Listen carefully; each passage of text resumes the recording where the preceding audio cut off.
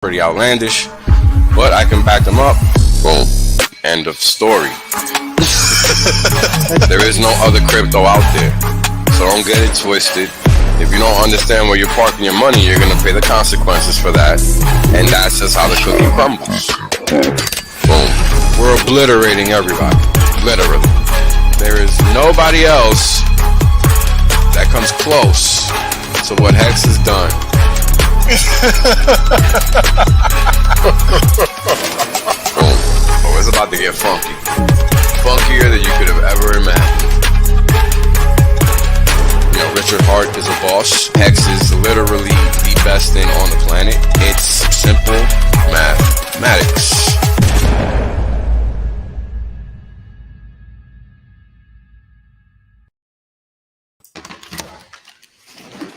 Right? The reality is that I want to be rich as fuck. There's only one way to be rich as fuck. That's by sitting on your ass the longest. Yep. That's it. Yep. That's the secret. The God Will told you. Richard done told you. I done told you. Kareem done told you. Maddie done told you. Everybody done told you. Everybody done told you. Shit, motherfuckers still acting like they don't know. Appreciate that. Like yeah, I appreciate that. 100% safe. There's plenty of games left. Valiant done told you. Yo, everybody said it. Man, hey, you know what it is, man? Everybody done told you. Y'all deep. Everybody. My God. Ex-Asians, bro. Everybody. Australians, man. Everybody gets me. Yo, Wendy's done told you. Dollar Cost done told you. Everybody done told you. It's crazy. Yo, I'm sorry, but I love that. That dope. It's dope, man. It gives you hype. I love it, man. Because it's so true. It's so basic. You know, I mean, we make life so difficult, and it's so easy. It's crazy. It's crazy. It's crazy. All right, Justice, thank you for joining us, brother. A happy, what is this, Tuesday to us all. We're gonna try something different. We usually don't have people that are, I guess, of the sports and entertainment sector of the world on any of our streams, really. But this is it's a good idea to try to connect the two worlds, right? Because we all need money to survive, or something to ascertain that's valuable for our time, right? For our value, whatever it is we bring to the table. And right now in 2021, right, we've had at least 13 years of something called cryptocurrency in one shape, form, or the other. And we're all here to talk about the latest iteration of what we think is the next big thing, right? First we had Bitcoin, then Ethereum, and now what we consider the next big thing, which is Hex, which oddly enough is on Ethereum, which in essence is kind of a drawback, right? Because we see what's going on now, and even for me, when I first found it, that was the one thing that used to really like bug me the most about it. And now I know why. So you know, let's get to it, gentlemen. Let's talk about what's going on. Let's find out a little bit about Justice. Justice, first off, brother, you from Oklahoma. How did you like growing up there? Because that is flatlands central. But man, Oklahoma, man, that's hometown. I mean, it's different, bro. It's different. I know you from New York. It's totally different from there. Oh, totally different. No, that is not comparable. Totally different. But I mean, that's all I knew, though. You know, so right. I grew up on north side of town. It's just like any city. You got your good parts, you got your bad parts. But I was kind of secluded to like my area, you know, and I kind of stayed out there. You know, we're kind of known for Black Wall Street. I got it in my bio. I don't know if you know what it is. Yeah. We're going to get to that. We're going to get to, because that's some good history right there. No, definitely. And so like my elementary school was literally on Black Wall Street. And so I kind of grew up right around that area. And I mean, it just means a lot because you just see the history, where things were, where things are at now. And so, yeah, I went to Oklahoma State, which is like an hour away from Tulsa. in Stillwater, Oklahoma. Right. And I was there for 2.5, 3 years. I was there 3 years and left. But I was Oklahoma my whole life until I left out when I left and it came to Maryland. So it's been a crazy journey, but Oklahoma is definitely home, man. That's it, baby. That's it. Yeah. So how do you feel about how was that transition emotionally, right? Because Mhm. when you're a young gentleman and you're trying to achieve things, right, that seem impossible, and you just achieve them because you're just working diligently toward those goals, how does that feel to basically go from nothing to something and still realizing you really still didn't do much of anything because No, there's still for real. more to do, right? It's Exactly. weird, right? Exactly, bro. It's a really weird feeling. Like at first, it's just seeing that you have visions, you got goals, and then you finally actually accomplish it. Like it was a long term vision. Like I was 5 years old, I couldn't play the field. At 5 years old, it's something. It's something that is like, yo, I got to work at it for 15 years, 15 more years until I have the opportunity to get there. But Right. man, it's just been a crazy journey when it comes to that because I never in a million years would have saw it.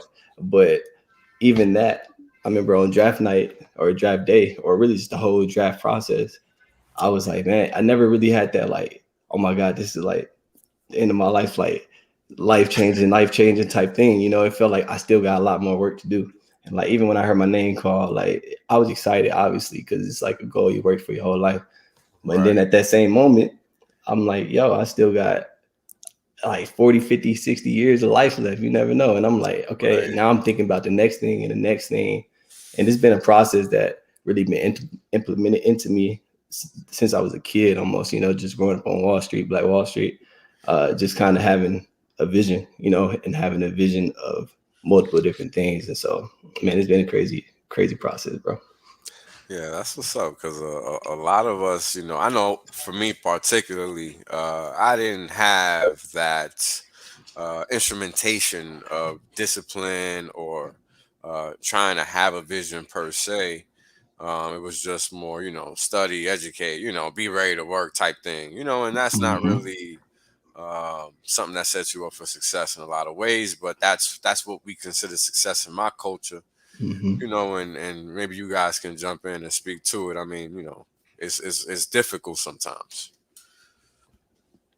Fuck. But yeah, so when you realize that you got to step up, right? Because sometimes it takes a little while for people to realize they got to step up, right? Facts. Because it's easy to just take that back seat. It's so easy because that's usually the easiest thing to do is the laziest thing to do. And that's a fact, bro. That's a Right? fact. Like I remember how I didn't want to do those 2 a days when I used to play high school football.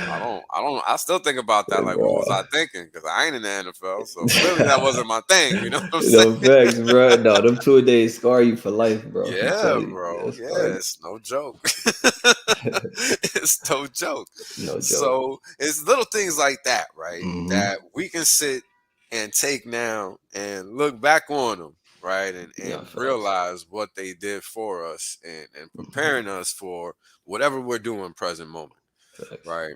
And that's something that, for me, it took a lot of getting my head pounded in by real life in order to Mm-hmm. realize that I wasn't looking the right way. I had to do something else and something else and something else. So it's always funny when people, because a lot of people, they just, a lot of people are lucky in a lot of No ways, right? facts. Like they can just go straight to the NFL or have a path laid for them or have that discipline instilled in them, which is not easy to maintain. So even Yeah. that, right, is not a guarantee. No But facts. to just have something where you can like, sit down and be like, yeah, this is what I'm gonna do. Like even that is Yeah. difficult to have, Facts. right? So it's not easy to make it to the NFL. That's the whole point, right? Like it's not Right. easy.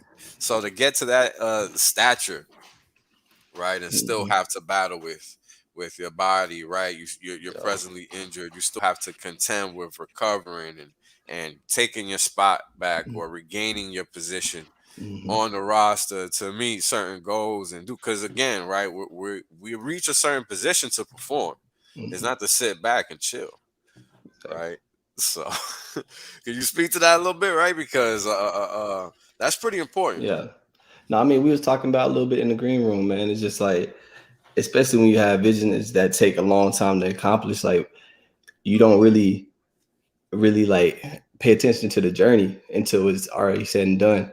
And so even when it came to my NFL journey, man, it started when I was 5 years old. I started playing flag football and then went to elementary, played on the pads, and then middle school, high school, all those things. And like every time you're in the classroom, you're talking to teachers and they always throw out the statistics. I know you're a math guy, and they always talk about, you have less than a 1% chance to do this, like less than a 2% chance to do this and that. And they always put limitations on you, and they always put these things on you. And so like for me, I'm always like a natural contrarian. Like whenever people say you can't do something, I'm always doing the opposite. Or when people say do this, I'm gonna do the opposite. Like that's really how I've been like successful in a lot of things, because I do the exact opposite of what the people are doing.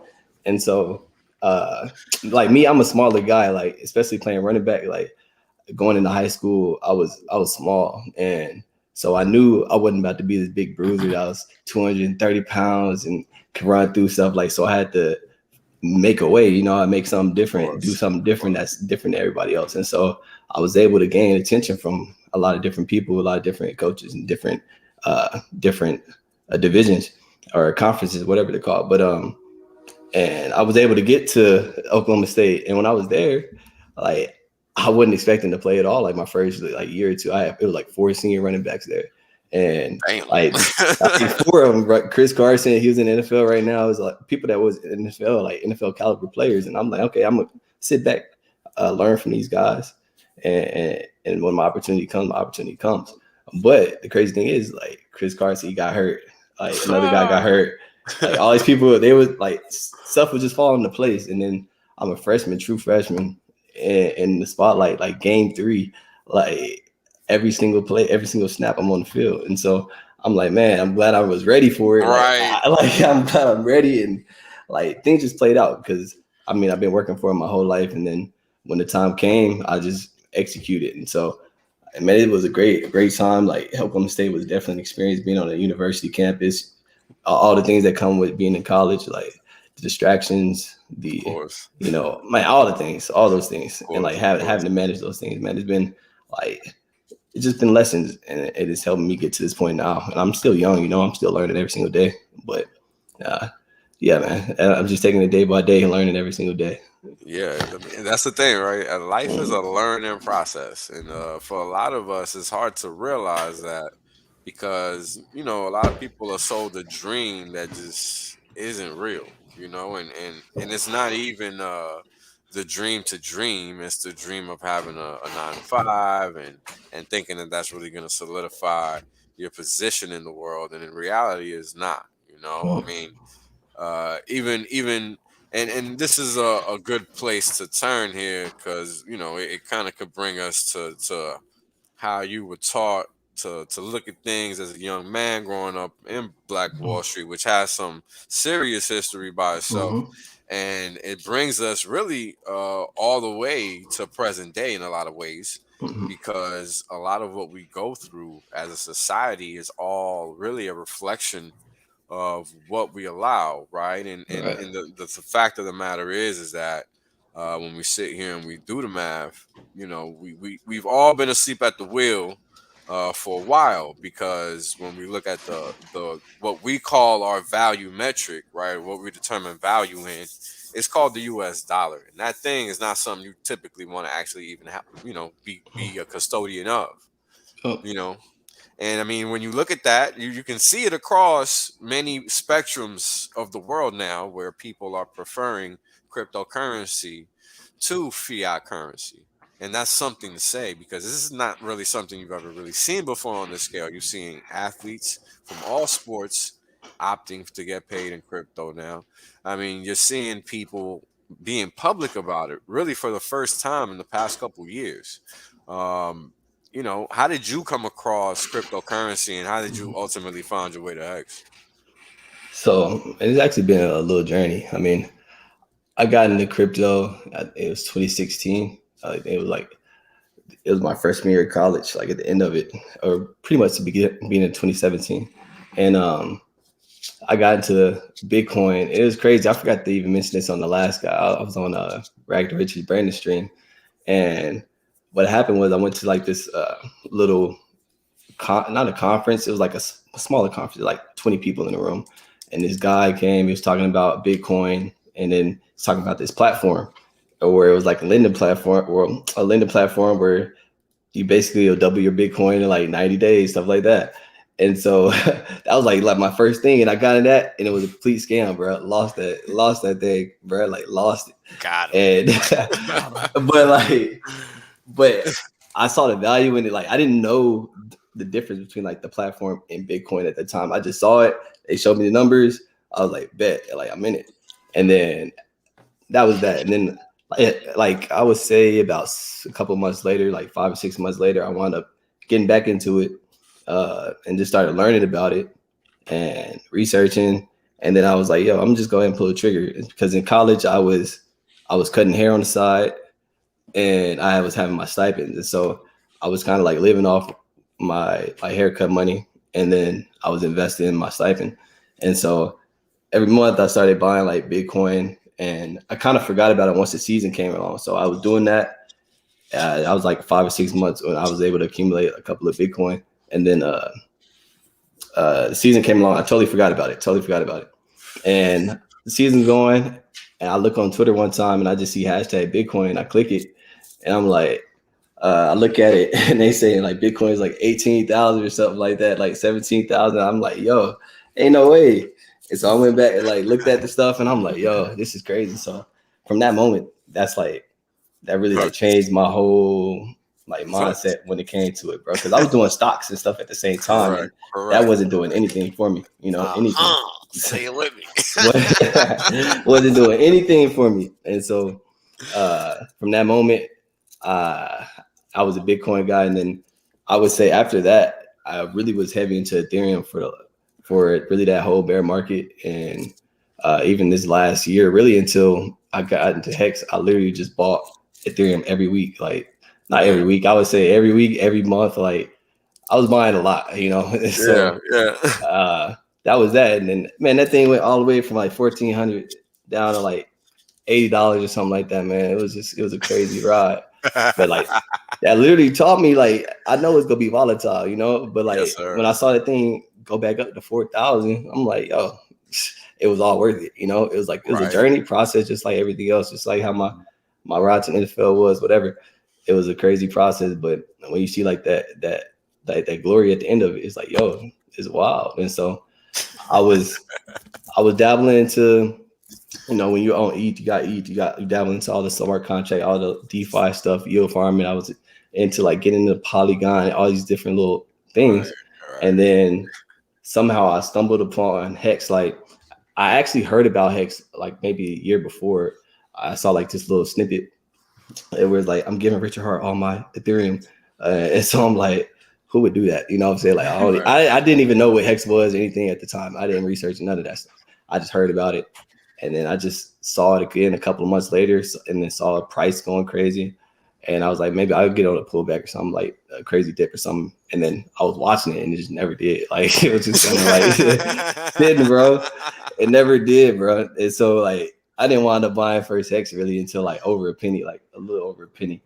And then I started kind of just averaging into that. And so that's what I've been buying that like crazy right now, especially right now. But that's how I got into it. And man, once I found out about like really, because when I bought it, I really didn't know about the staking stuff and all that stuff.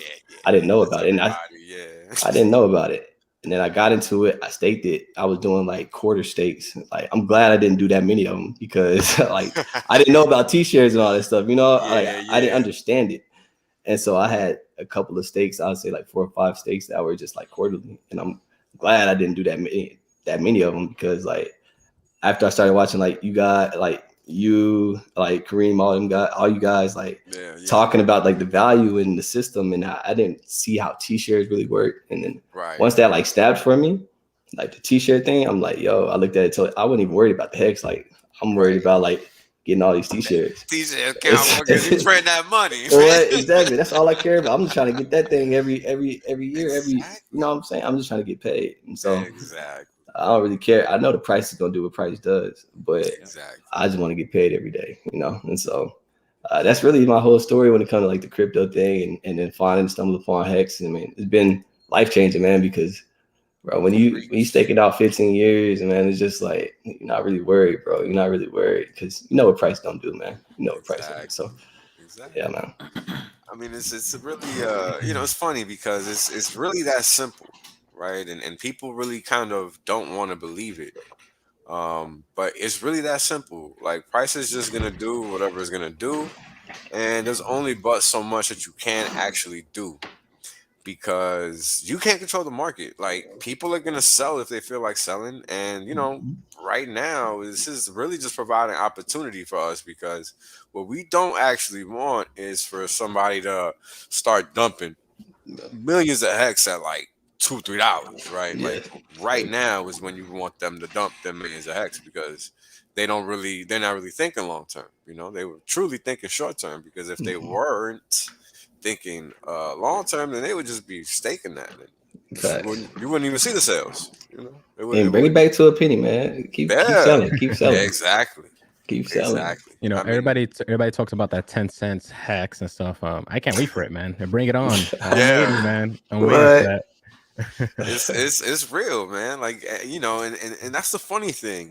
The people that understand what's going on, right? Like what the objective is, because that's I think the hardest thing for people to really wrap their head around, because they think they actually have to sit there and click, click, click, click, click, right? Like they have to be actively doing something in order to make money, but that's just not the case anymore. And that was the whole purpose of mining in a lot of ways back in the day, right? Because back in the day, you were mining 50 BTC, you know, for nothing, right? And now this is just the second iteration of that.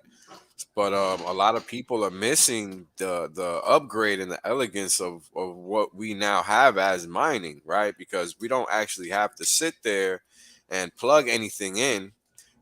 We can actually create a system that mathematically calibrates who owns what and what they actually own, right? And that in essence is how they get paid, right? So the system in a lot of ways secures itself because it's just a smart contract that you're interacting with, and it's designed for you to interact with and really nobody else.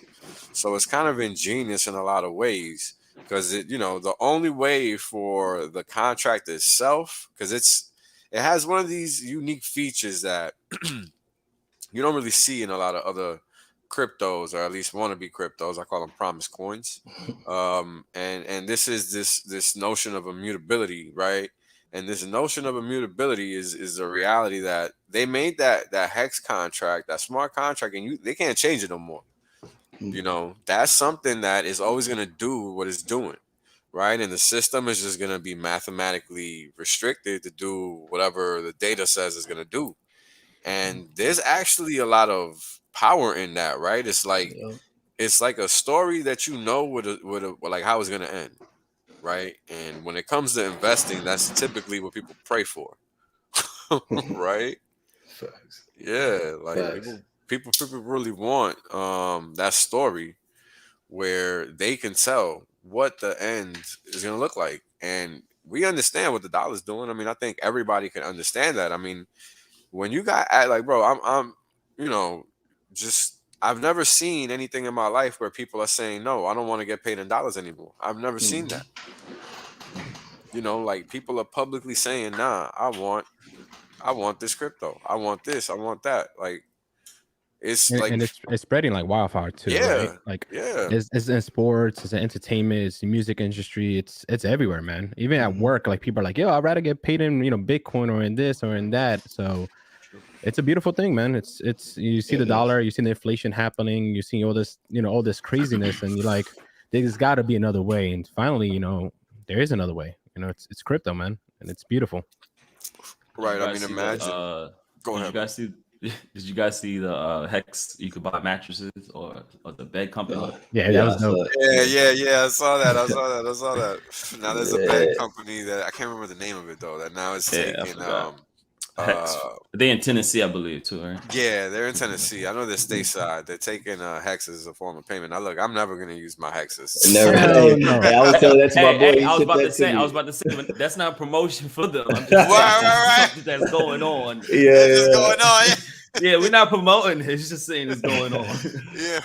Yeah, don't sell your Hex for mattresses, guys. Yeah, don't do that. That'd be the worst thing you can do. I mean, if you gotta do it, we understand, but I don't understand. You gotta build a hammock or something, bro. Yeah, do something else. Oh, yeah, figure it out, bro. Don't sell those money printers if you ain't got to. You'll thank us later. Yeah, word. I mean, it's so early right now. Justin, let me ask you, what do you think of, like, as far as what the mission should be when you're looking at something like a cryptocurrency, right? Because for a lot of people, like, they don't even know what a crypto is. They don't, like, they've never heard of the term. Like, it's just like Chinese, and I really didn't notice until I went to Albany. We did a Hex community did a in-person meetup in Albany, New York, to talk about crypto, like some type of onboarding situation, right? For the public to come learn, whatever. And turns out a lot of people really just don't know, right? Like, what's going on, bro? Like, it's crazy. Like, people like us are really swimming in the deep end of the ocean, not even the pool. Like, and these people are looking at the pool and they don't even know what to do. Facts. Nah, man, I feel the same way. I experienced the same thing. Like, if you finally find somebody that does know a little something about crypto, they just know, like, Coinbase, you know what I'm saying, or right. like the Shiba, or the trending stuff, you know, like the popping stuff, but nobody really knows, like, the details that really go into how, like, life-changing this stuff is, man. Like for me, the end goal is obviously generational wealth and creating something for your family, creating something for yourself that you're proud of and that you can lean on, you know. And that's how I look at it. But I know a lot of people look at it as just like a quick buck. Like, I have people hit me up all the time, just like, yo, what can I put this in? Like, I just want to double it real quick, like just something like that. And like, like, all you doing is going back to USD. And I don't think people realize, like, first the tax stuff, like, people don't be thinking about those things. They just trying to flex a quick buck, man. Inflation. What? But yeah, that's how I approach it, and I try to, like, get other people to, like, understand, because, like, I just see the power in it. I'm like, sometimes I just don't explain things, like, as well as, like, how some of you guys do. You know, it's like I just see it, like, because I'm like a numbers guy, so it's like I see it. I might not be able to fully explain it, but I understand it, and I'm trying to, like, relay it to them. But that's how I view it, and it's, like, powerful to me because it just gives you that freedom and that power, man. And that's what really crypto is supposed to be about, you know. So yeah, I hear that, right? This man plays in the NFL and he understands the bare basics of crypto. Hey, Justice. First, I just want to say, appreciate you, man. Appreciate you jumping on, man. It's been a pleasure just being here with you. Really quick, it's a two-part question, right? You said you was in crypto for about since about 2015, and you didn't really get into Hex in about almost a year later. What was it about Hex, and what was it about Richard Hart that made you say, you know what, screw it, I have to go all in. I have to do this. I have to stake. I had to figure this thing out. Because as you know, like Des Bryant, all these guys, they're distracted by NFTs and all this stuff. What was it? It was really just my mission, because I wasn't looking for money. Like, I wasn't looking to get rich quick. Like, I wasn't looking for that. I was looking more for something that's gonna pay me, something that's reliable. I was just looking for passive income. Like, I was getting into rental properties and all these things like that. And, like, that's a cool passive way of, that's a way. That's one way. But this was a way that it wasn't that big barrier to entry, and, like, I could literally go and tell my friend to do it, and they can literally have a passive income. And so for me, I've listened to a lot of Richard Hart streams, and it was just really kind of opening my eye, because, like, just like anybody else, I had the whole concept kind of misconstrued. Like, I was looking at crypto how everybody else is looking at crypto. I just had my bags, but I didn't really care if people was buying Shiba. Like, if you could make money, whatever, I was excited for people making money regardless. But when I found this system and saw how it worked and how, like, this is a long-term play, and that right now you can get into something so early, like so early in the grand scheme of like crypto, and like it's just a great system, man. Like the more I learn about it every single day, the more I just interact with the community. It just gives me so much reassurance, and then just the system in general, the math and the system, like it's immutable. It's not going to be changed, you know. And it's my trust. Like I don't have to trust somebody, you know. I don't have to trust an institution or a person. It's literally just code. It's just code, man. Because it's simple, man. It's like so simple, how young bro. Are you?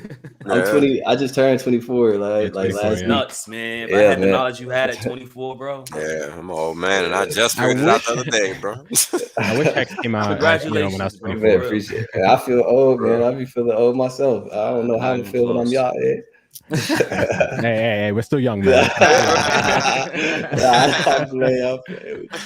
I got multiple 15 years left, man.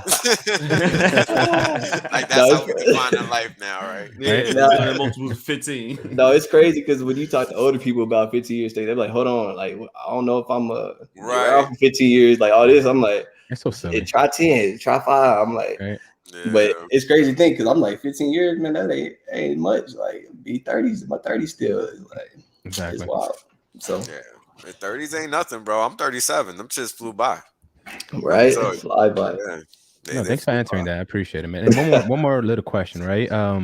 So like now more than ever, right? You see NFL players are getting bombarded with so many different promotions and promos of different cryptos all around, right? NFTs and stuff. How is that going with you and your fellow, I guess, players without doxing them? Like, do you see Hex or other crypto similar besides Bitcoin and Ethereum coming up in the conversations frequently? I would say yes and no. Oh, damn, somebody. But I would say yes and no. No, the NFT thing is really a big deal. Like, especially with the guys I talk to, like it's just following the wave, like following the hype. Like, I understand it. Like, you see a money grab, but it's like, is it gonna be there 5 years from now, whatever? Exactly. And so, when I talk to them about it, like I don't bash them. Like I don't say NFTs are like trash. Like I'm like, if you find value in it and you'll find it valuable 5-10 years from now, like okay, whatever, buy it. But if you don't, if you're just looking at it for like a cash come up, then it's not really the same, you know? And so I just try to change that perspective. And then I'll obviously bring up Hex because it's just a passive, it's just passive, man. You just buy it and then you don't got to worry about it, man. Like you don't got to, not like you got to put 20, 30, 50 G's or something. You just put 500 a month, like just average, you know, just average into stuff, man. And so I try to change, like I try to throw that into the conversation, but a lot of people, man, it's really hard. Like they're on that like XRP wave, like talk about.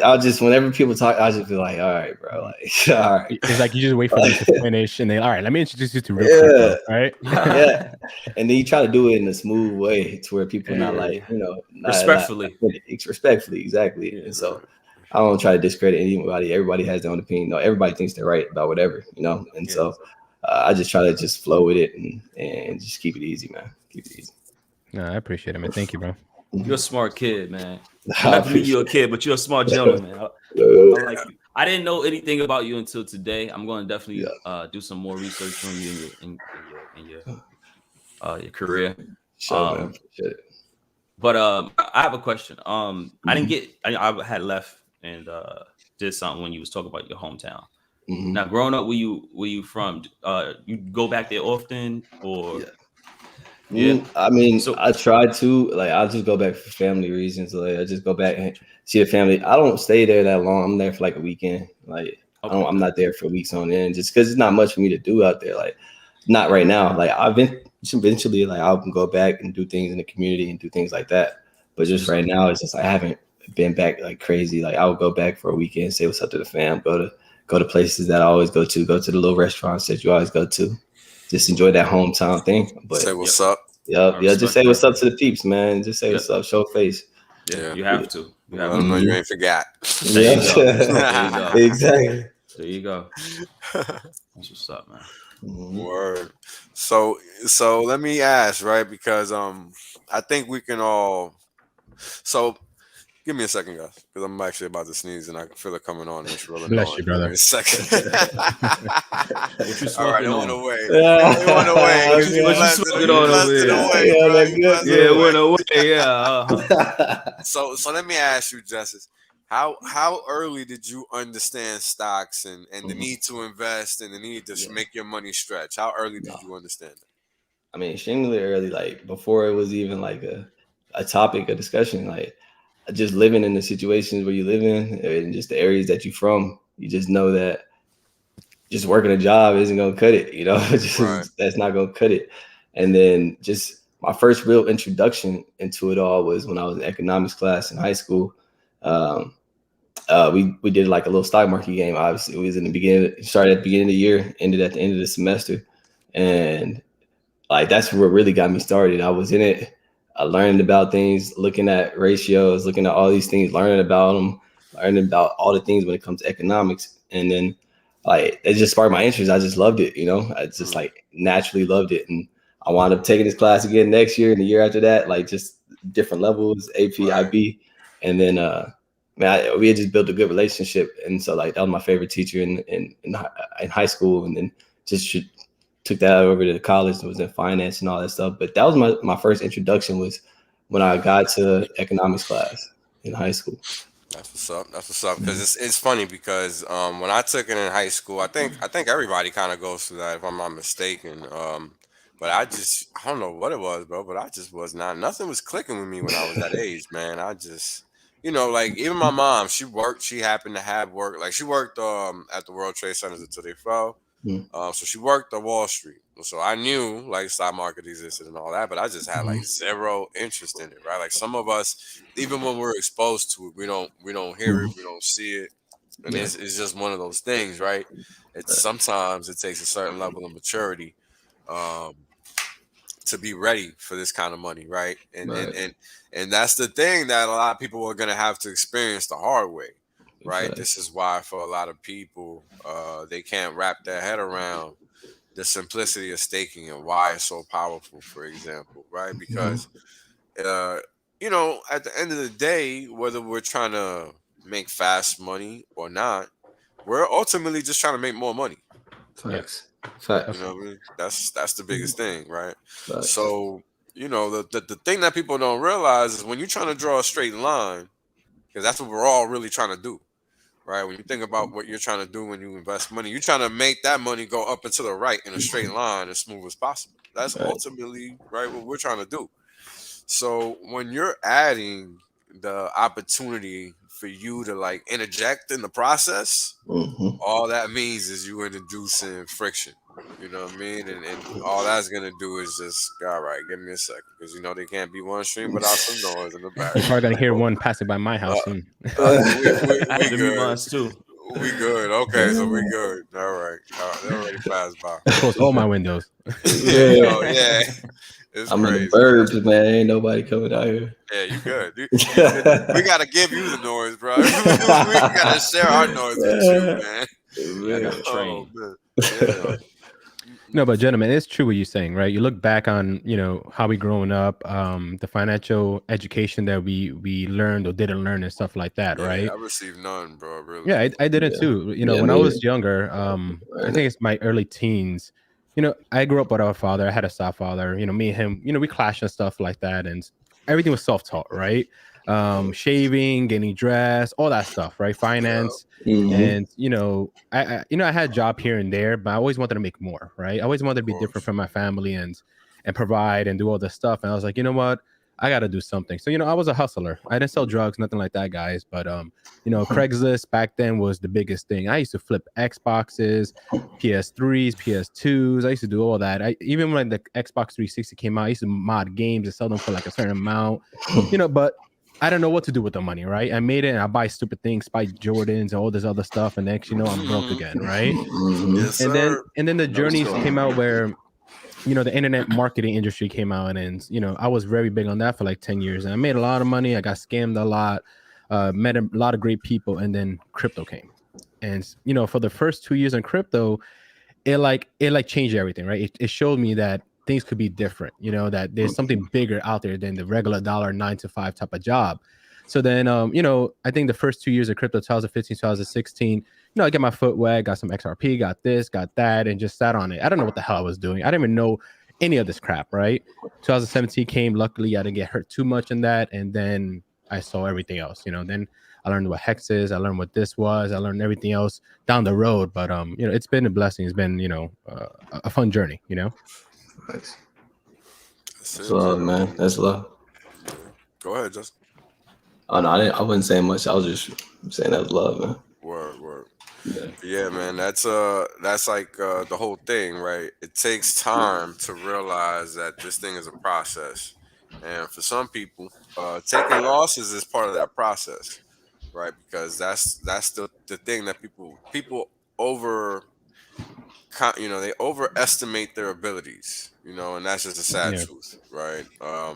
You know, even I do it. Everybody does it. That's just natural. And the thing about it is it's not nothing. There's not anything wrong with that. What's wrong is when you don't actually work to improve your skills to coincide with that compensation, right? With that augmentation that you're giving yourself. Because it's one thing to actually be good, right? It's another thing to be constantly good, right? And I think that that's something we can all appreciate, especially if you've ever played sports, right? Because when you're playing a game where it requires you to jump on and off the field, same thing like when you're playing basketball, you going back and forth. You're playing defense, offense. In football, you got to take that ball and you got to run that rock every time you get that rock. Or if you're playing defense, you got to defend every play. Right. So, you know, it's the same thing. In baseball, if you're playing defense, you got to be out there ready for the ball at a moment's notice. And if you're batting, you got to be ready to hit that curveball or that fastball. So either way, you got to always be ready. Right. So when you're taking into account all of those factors, and you have to consider all the decisions you have to make, right? All that leads to is a simple realization that that means I'm gonna have a lot of room forever. Yep. Always. Progress, man. Yeah, exactly. Justin, you said something earlier that struck me when you said the fact that like you took the initiative, whether it was a risk or not. Like you was just like, I'm all in. The numbers made sense, and that's all that mattered to you, right? Like that's how I think. Like it's like if it's logical, then I'm all in. You know, like if it has to logically make sense, man. That kind of struck me heavily. I was like, wow, like you know, it's hard to hear that from brothers sometimes, but I'm happy someone looked out. No, for real, man. Because a lot of people procrastinate. You know, they'll research stuff forever. Like I'm more of like an action taker. Yeah, I mean there's nothing wrong with that. I'm just saying like anything, you know, it's like at some point you got to take that action, you know. And so that's true what you're saying about the action, right? So I remember the journey when I first learned about HEX, right? And you know, I was in crypto. I had a nice amount of things here and there, and there was something about HEX where when it finally clicked and I saw it, and this was during, you know, of course, COVID, right? My wife's a nurse. You know, I do my own job, stuff like that. We got 2 kids, 5 and 7. And, you know, it was scary back, you know, during that time, we didn't know what was happening. Right. And, you know, HEX came along and, you know, I just had to pull that trigger. You know, I'm always throwing it into something, right? I always got to move, got to do something. And man, when I saw the potential and I read the code and I read this and I read that, and you know, I called a couple of friends. I'm like, yo, what you think about this? And they told me their thoughts. I was like, you know what, this is it. You know, and the next day, I think it was that CARES Act that they had. I cleaned up my whole 401k account.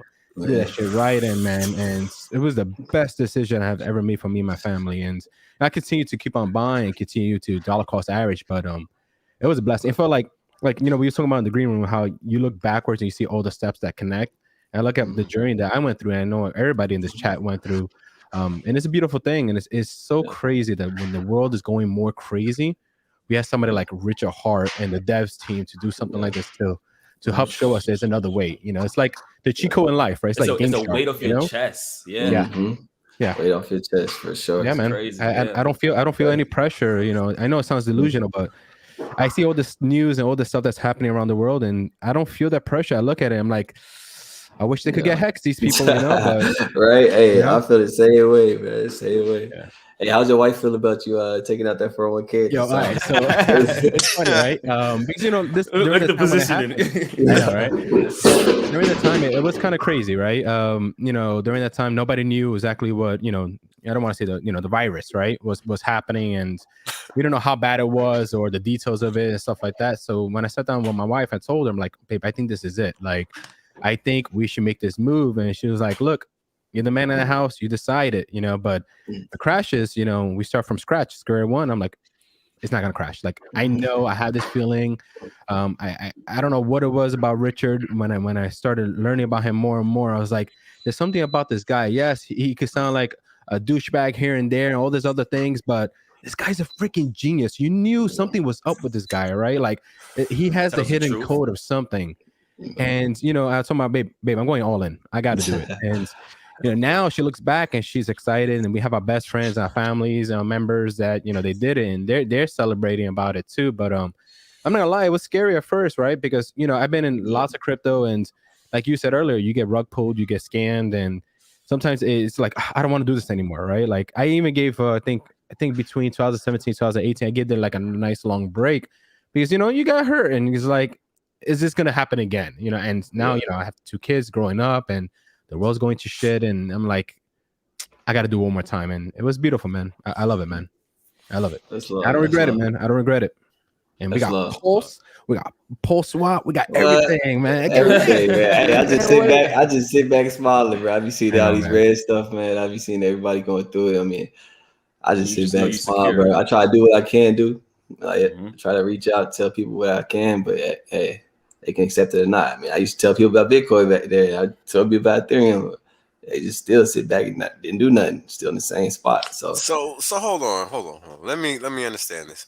You're sitting here, you're telling me that this whole time you've understood the name of the game is to just buy and hold, and you've been telling people, hey, just buy this, just buy that. Yeah, man. But people, because like when I got scammed, like when I first got into it, I did it with like a couple of my friends. Like, we all got into it, and like, literally, I don't think they even bought crypto since then. Like, I mean, I really don't know. Like, and I talk about it all the time.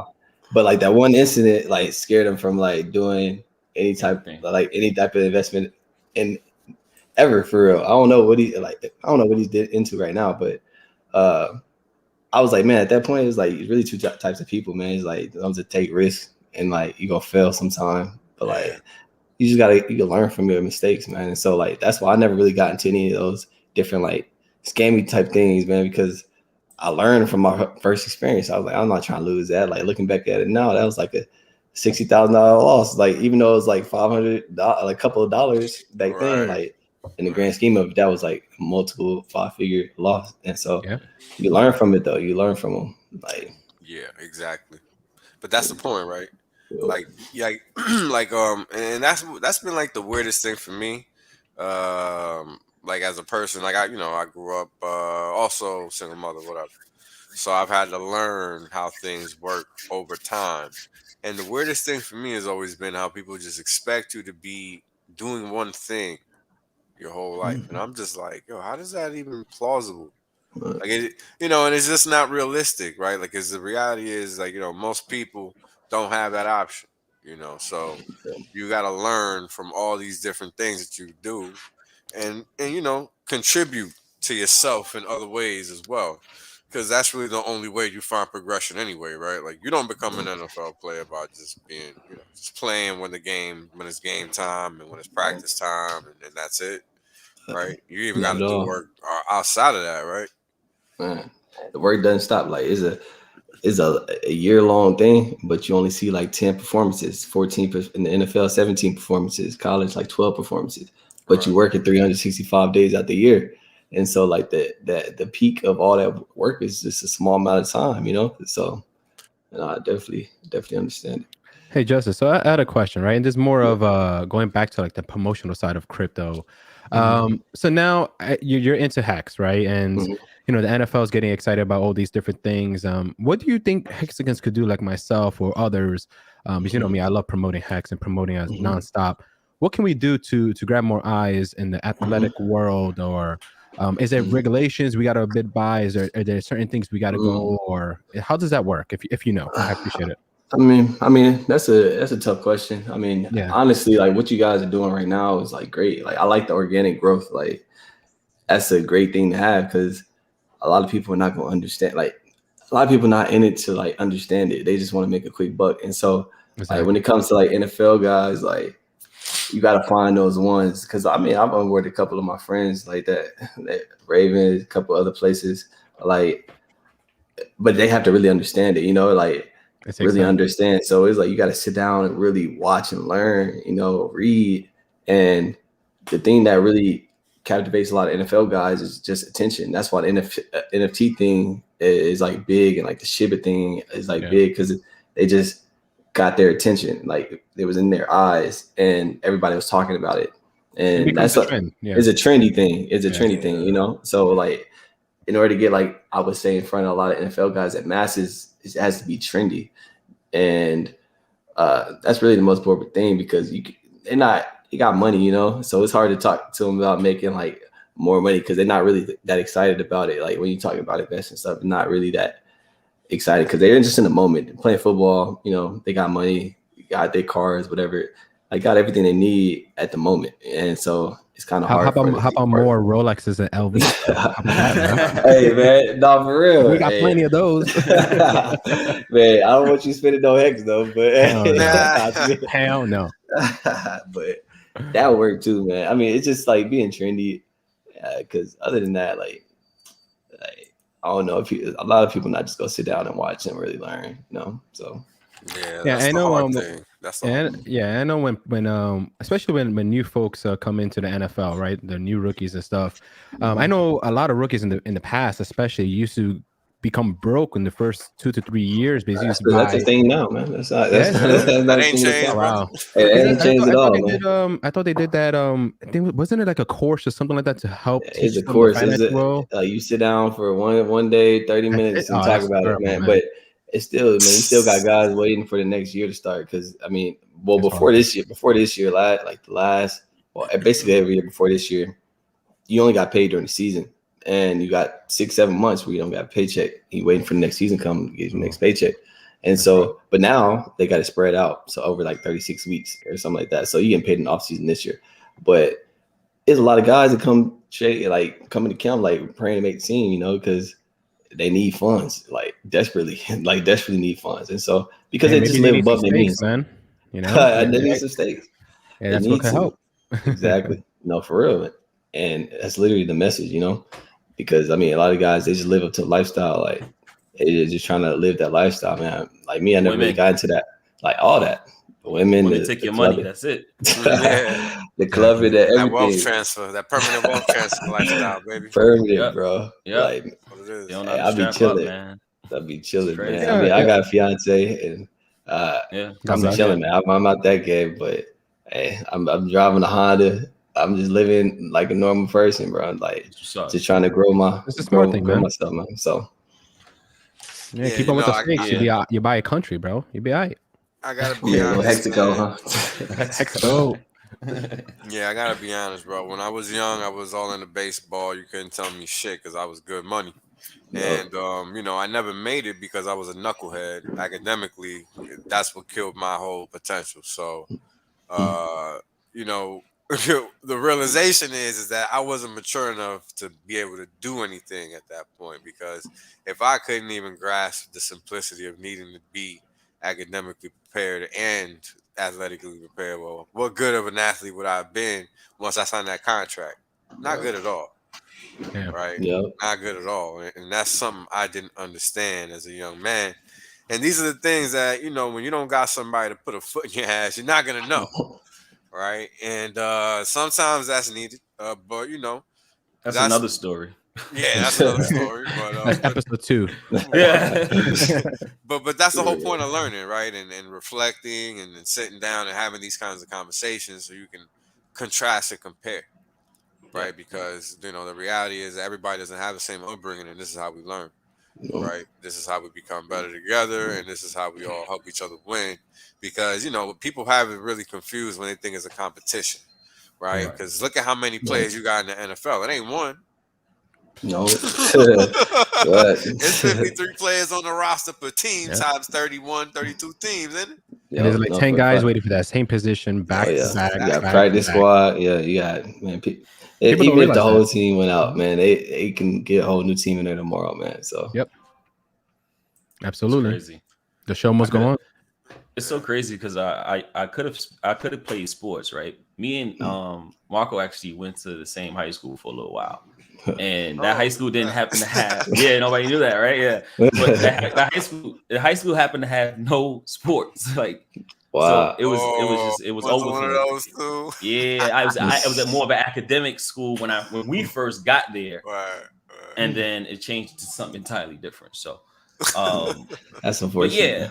Yeah. It is what it is. And again, us in the public school system, us not being taught right the correct things, right? It was being taught backwards, and now we're playing this catch up. And I feel like social media is kind of holding everything else back at this point because everyone else is distracted with nonsense.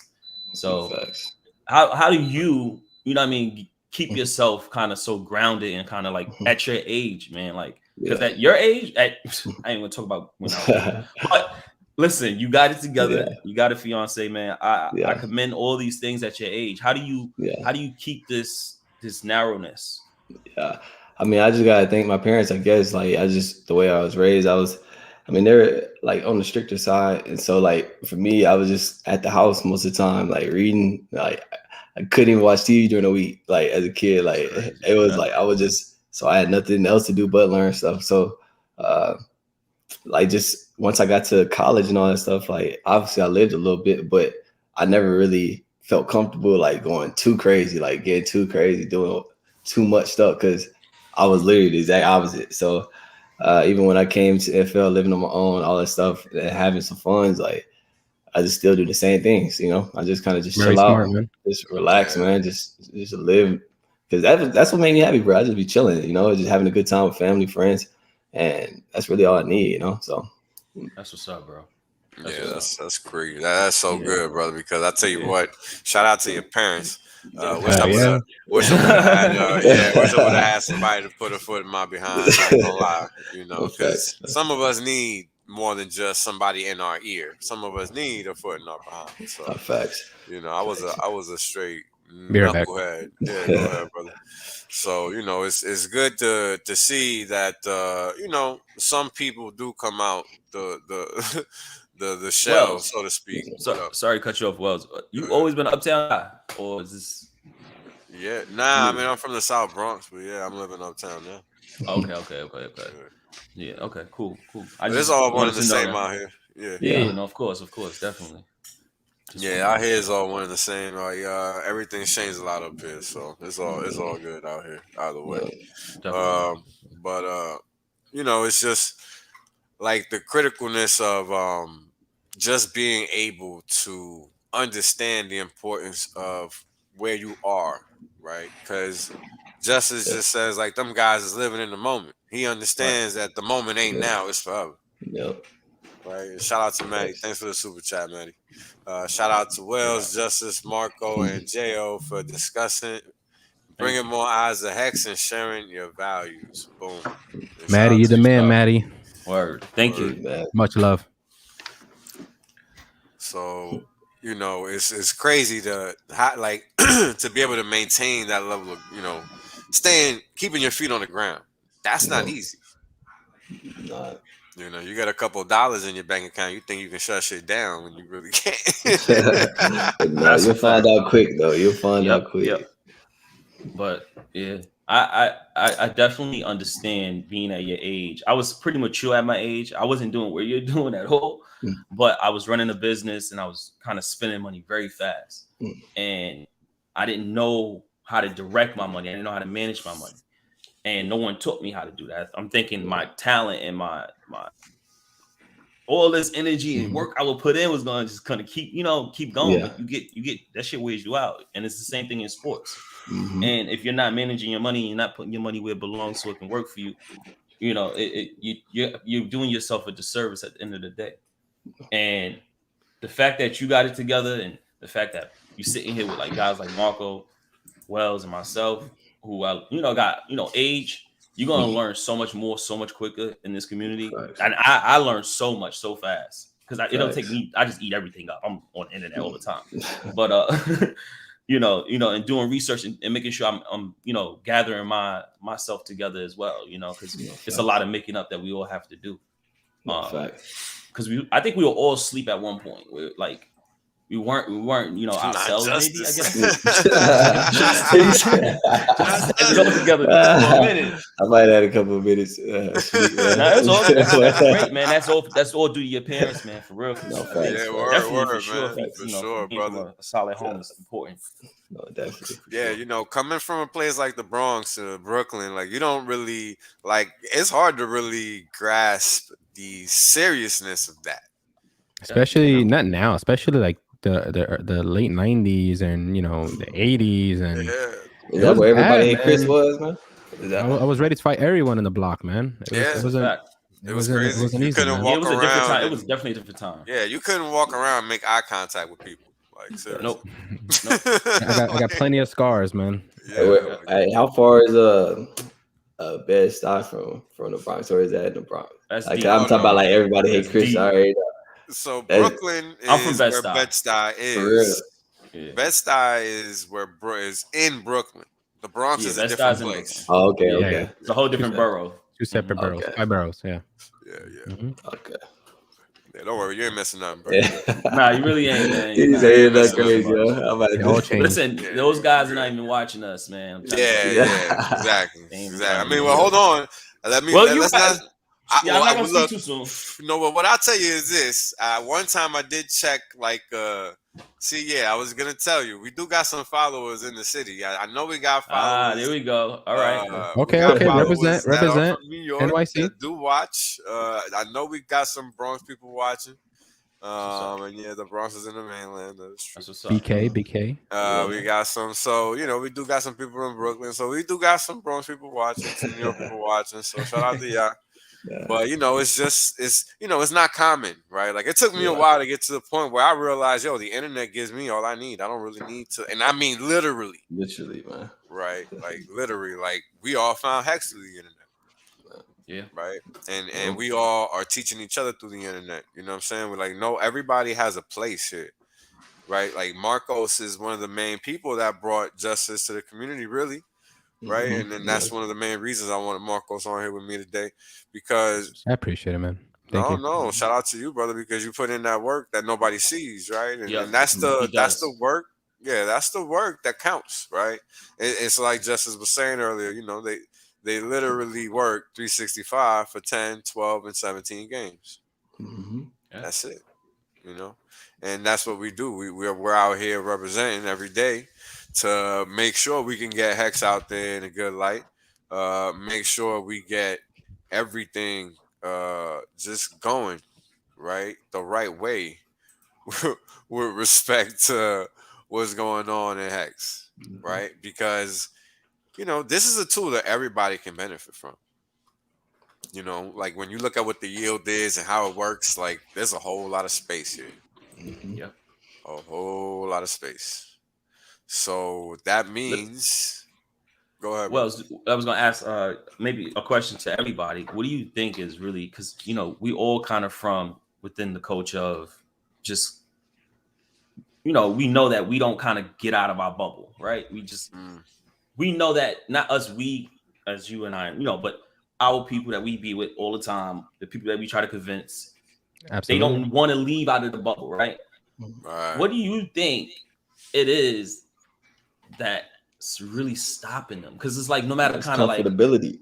Yeah, comfortability. Like people don't want to be uncomfortable, man. Experience different things. Like literally, if you was in a bad situation in your hometown, literally you could just go move to another city and go move. But people like to be comfortable, And so I think that's the biggest thing. It's just like people not being free to just be uncomfortable.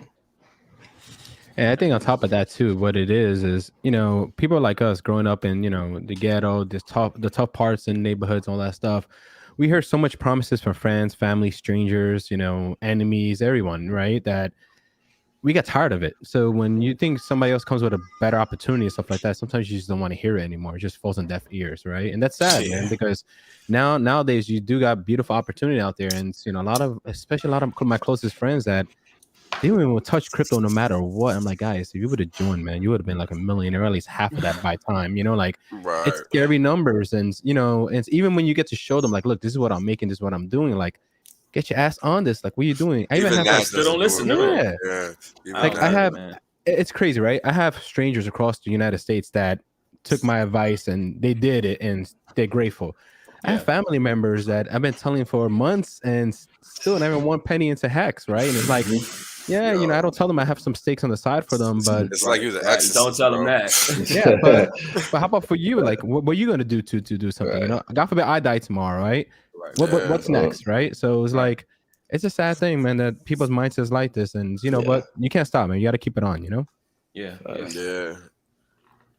I definitely agree with you guys, and I think it's a language issue or a dialect, right? Like we have different ways of explaining things, right? Like language is always going to be an issue with just the society itself. We just come across each other with different energies and different things that we say.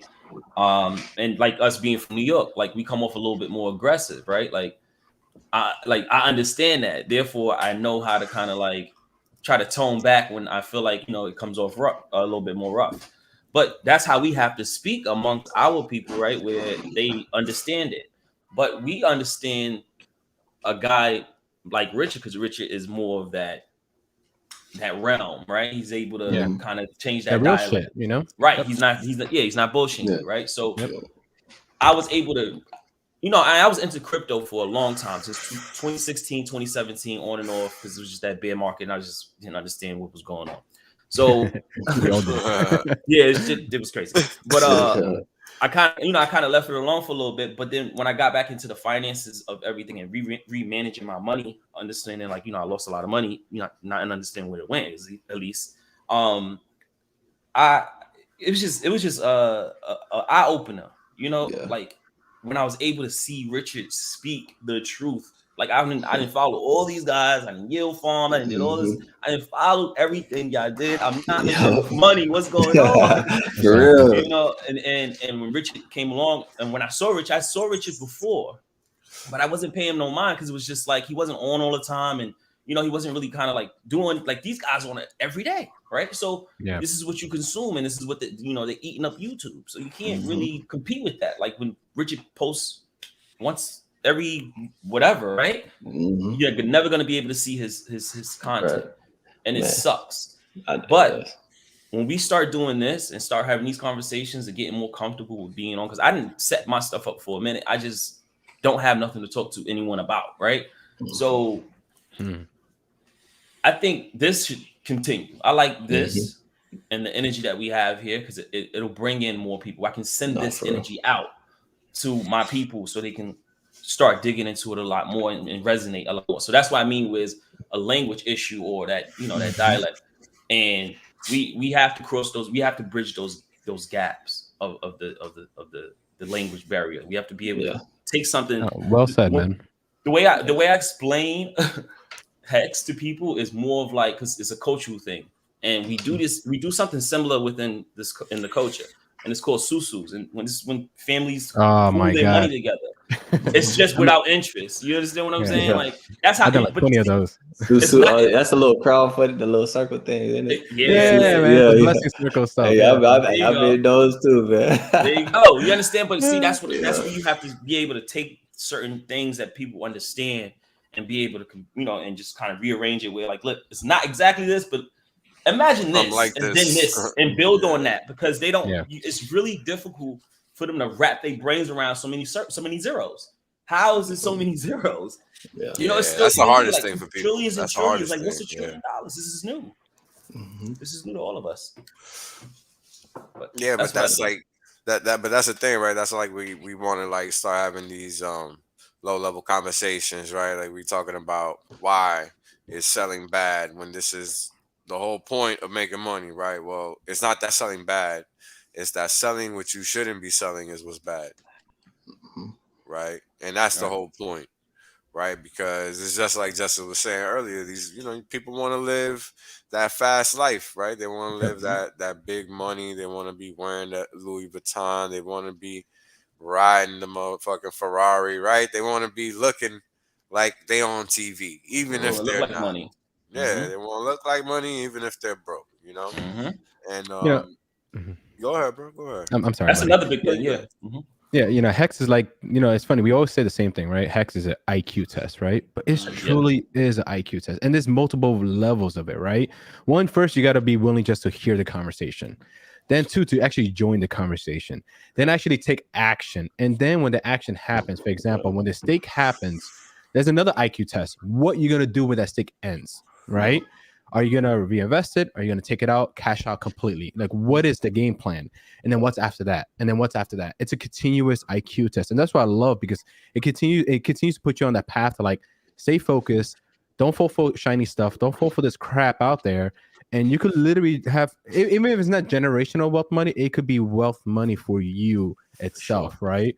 I think that's why I think I gravitate towards it more than anything, is because it just forces me to keep on thinking of every single move I'm going to make. And every time I do it, I look back, I'm like, thank God I made that move. It saved me. It's the best thing out there. I love it, man. There's nothing else better than that. Yeah, I agree. And don't forget Post Chain.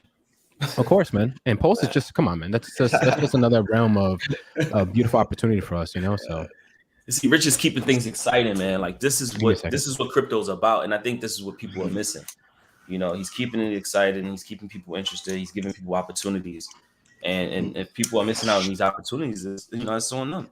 And that's kind of at this point where I'm at with things, and I'm just almost done explaining, because for real, it's a lot. It's a lot. It makes you, it drains you, man. It drains you, like when you just say the same things over and over and over and over and over and over.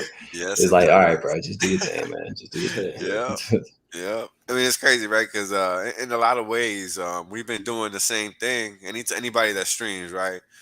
Shout out to my boy Axis. He's in the chat. Me and him used to stream a lot back in the day when I first started streaming. And it's not easy, right? It's not easy. Doing this week over week, whatever, trying to have these conversations, trying to relay these basic messages, right? Like, yo, just read The Richest Man in Babylon. Just like understand that delaying gratification is important. Just be like, yo, just look at Warren Buffett. Look at who he is. Look at what he did. Like, look at this chart in front of you that's on the screen right now. Look at where it was. It was all the way down to 40. And it's all the way up here at 80,000 and 158,000, depending on what you chose to do, right? Like, all you had to do was nothing. A lot of people don't understand that. Like, there's some power in understanding that all you had to do was nothing. Like, that's why that little intro is so important. Because everybody's told you the same thing. Just I love like, do nothing, man. You mentioned the book. Told you. You mentioned the book, The Richest Man in Babylon, right? There's one book I would like to share to folks, and most folks probably read it. Is this one right here, right? Think and Grow Rich, right? Yeah, that's another good one. That one I read probably like 14 times in my lifetime, right? And there's one key thing in there that I read, and it always like stuck by me, is it's a mastermind group, right? And what that means is like, what is that circle around you that's gonna keep you going? That group of friends, a group of business people that's gonna keep you focused and be like, you know what? This is decisions we gotta make along the way. Hey, you're falling off your goal. Keep up with us. Keep it doings. Hex was that, and the community is that, and you fellas over here is that. You guys are my mastermind group. If I feel like I'm falling behind, all I have to do is one tweet, one click, one text, and I get a vast of knowledge from you guys and everybody in the community. And I think that's what holds me focused and holds me to stay in my path and continue to do what I do. So guys, build your mastermind group, and this is it. Like, there's nothing out there that's better than this. There is no better community better than this, So, keep it up, guys. Yeah, man, it's important, right? I mean, it's about finding that common ground, trying to find that medium, right? And thanks for the super chat, COT, G of the grave, children of the grave. Staying focused is key, right? Yeah. This is why, like, it's kind of funny. I don't know, like, how you were kind of already on the page of Hex. just as in reality, right? Like for me, I was looking for something like Hex because in my mind I had already missed Ethereum, because when I came back into crypto, it was already like 80, $100. I had already missed Bitcoin because I had bought it and sold it back in the day. So I had already missed it, right? So I was looking for the next thing in my head. And when I found Hex, it was right around here. Like this is when I found it. So I've been playing with this, buying this thing up ever since then. And I've understood that I've had to do nothing but buy it. That's it. Right? Simple. Like that's it's that simple, simple, right? Man. Simple. It's true. That's simple. Right. And the whole reason is because, if we're looking at what Bitcoin did and we're expecting Hex to follow at least the path of Ethereum, then why would I be looking to sell when it's only 2 years old? Don't make sense at all, bro. It doesn't make It's any nuts, sense. man. It's nuts. It doesn't make any sense, right? So this is why it's important to discuss, right, the simplicity of what the objective should be, right? Which is just buying and holding. Don't put money on the table unless you're ready to forget about it. Honestly, that's the whole name of this game. And if it's something you can't afford to do, well, shoot, do it. Right. Even if you think you don't want to, because guess what? You would do it for some sneakers. What? Absolutely. What? Bro, that's what I be telling all my homies, bro. There you go. I was they go out to the same club, spending $2,500, $4,000 on the section for one night, just blows my mind. Standing still, bro. I'm like, yo, passing bottles around. Yo, like it ain't nothing.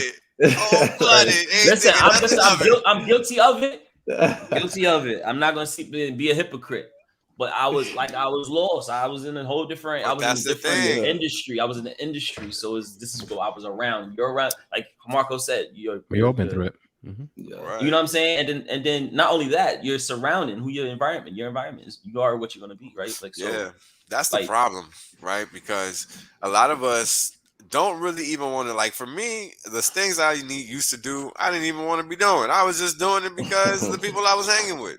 Because I'd rather just do nothing but read and like, how else do I do all this nonsense?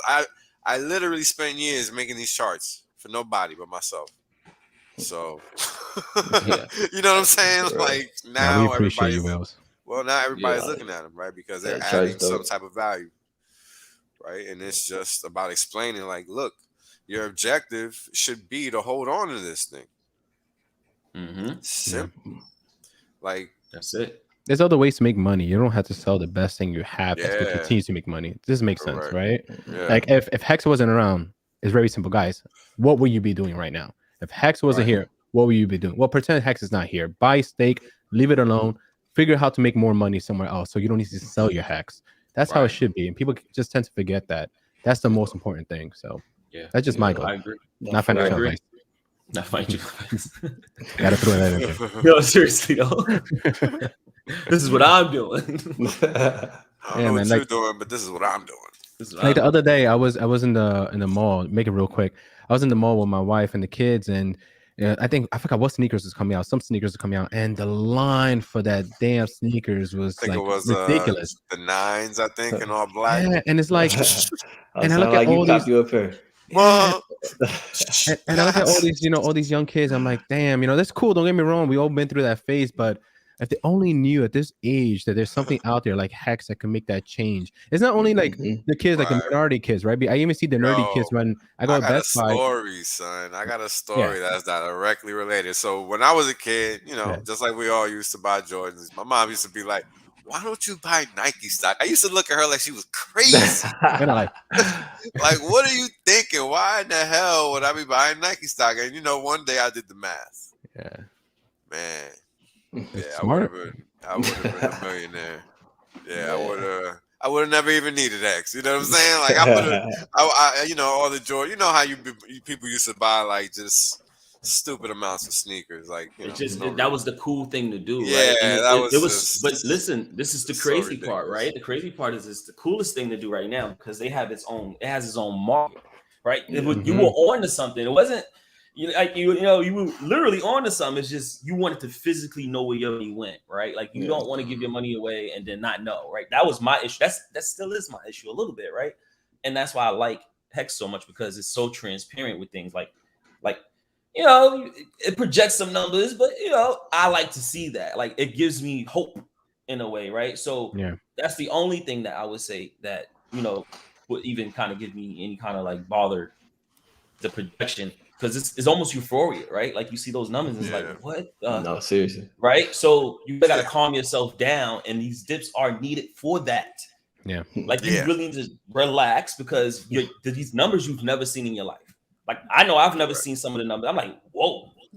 So look at this chart, right? This is a good point, because if you look at this chart, it's a beautiful chart. You notice that Hex was outperforming Bitcoin way before Bitcoin really took off, right? And now Hex is taking a breather. So Hex is about to just go crazy. Hex is just stretching, man. You know when you get the workout, you gotta stretch a little bit. That's what it's doing. It's just stretching, man. This move from here to here, which is like 0.3%, 0.003 to like 51 cents. That was 167x. Yeah, money. X. Yeah, 167 times. Not percent, huh? Not percent.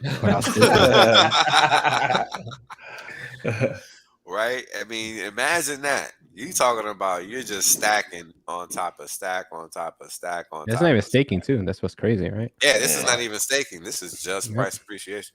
So imagine if you're getting paid an extra chunk of Hex every day. Right. Not one. But that's what happens. 5.7. Yeah. You know, it's crazy, man. It's crazy. I mean, you know, understanding the simplicity and the objective of achieving your monetary goals in life, right? Trying to understand what it is that you're trying to do money wise, right? Because everybody's trying to get rich, but a lot of people don't understand what that actually requires, right? I mean, we have a professional athlete here, right? And clearly this gentleman is still looking for somewhere to park his money. So clearly, right, intelligent, right? Because the fact is that just having X amount of dollars is not a solution. Not at all, bro. Not at all, man. You just see, it's just numbers, man. It's just number that sit there and only go down, bro. Like, only go down, man. That's it. That's it. And you know, understanding that, because a lot of people don't understand that, right? Like even even if you look at what happened in Turkey, the US dollar exchange rate versus the Turkish lira has gone, you know, that currency is not worth anything. You know, whoever owns anything in that currency is literally kaput. Doomed.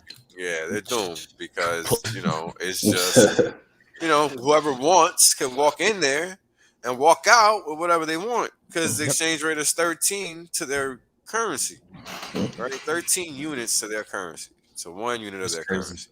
Yeah, so, you know, they just walk backwards, like, you know, from 5 a year ago. Like it was like 5 a year or 2 ago. So imagine losing that value. That's almost a 3x going up. And for them, that's going down in reverse, really.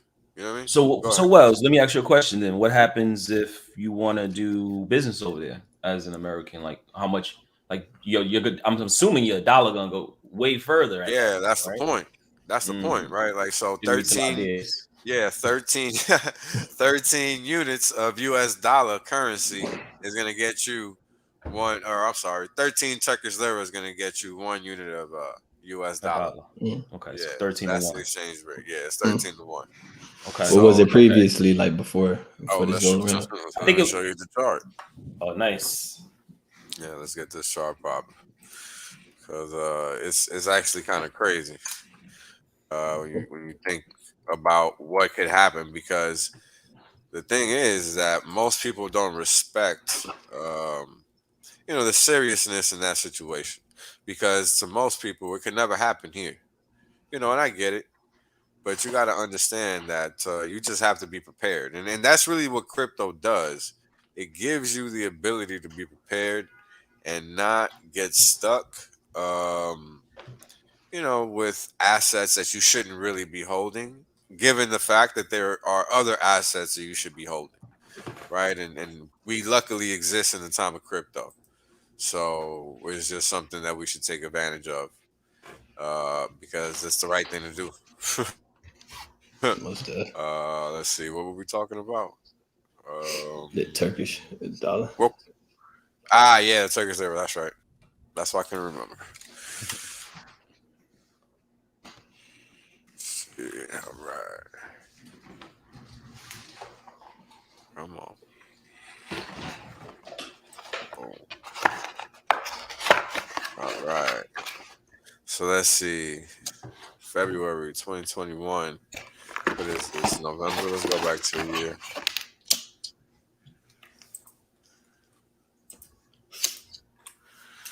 Let's see here.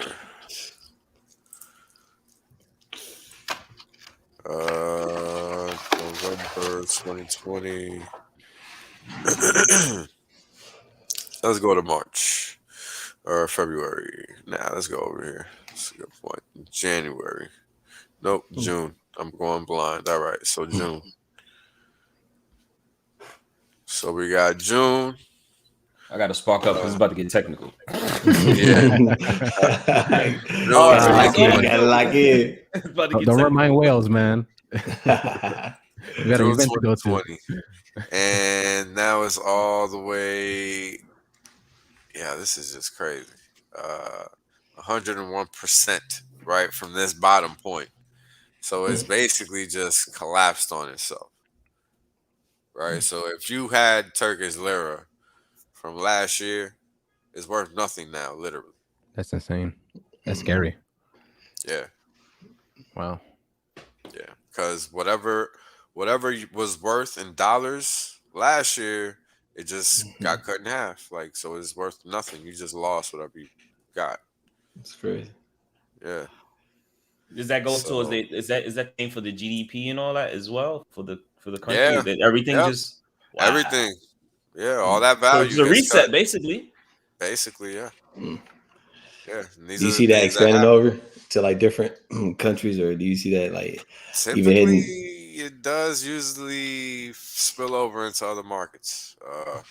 But the interesting thing is that it really depends, right? Because if the market isn't expecting it, which in this case it kind of was, right? You see the dollar here is actually taking over versus the euro. So it's kind of the same thing that you're seeing versus the Turkish lira. It's like a flip. Yeah, so it's kind of like a wave, right, of dollars that are flooding the system, right? Let's see what's going on with gold and silver. It looks like even gold's been going down versus the dollar. When isn't gold going down? I was just about to say that. When gold could save for 2 years. Yeah, I mean, it's crazy, right?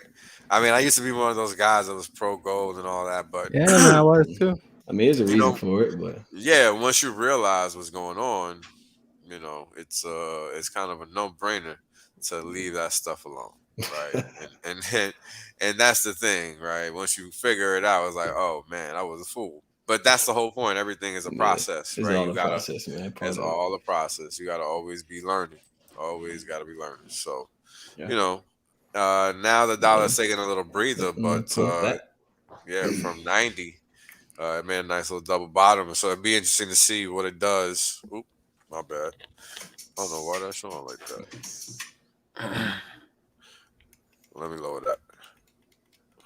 You're front and center, Marcos.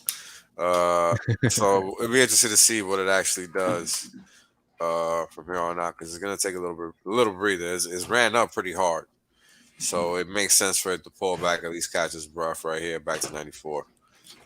So maybe now that everybody's focused on the big move, right, it's time for it to take a breath, which is usually how it works, because I wasn't even paying attention to it. So we should get a pullback now.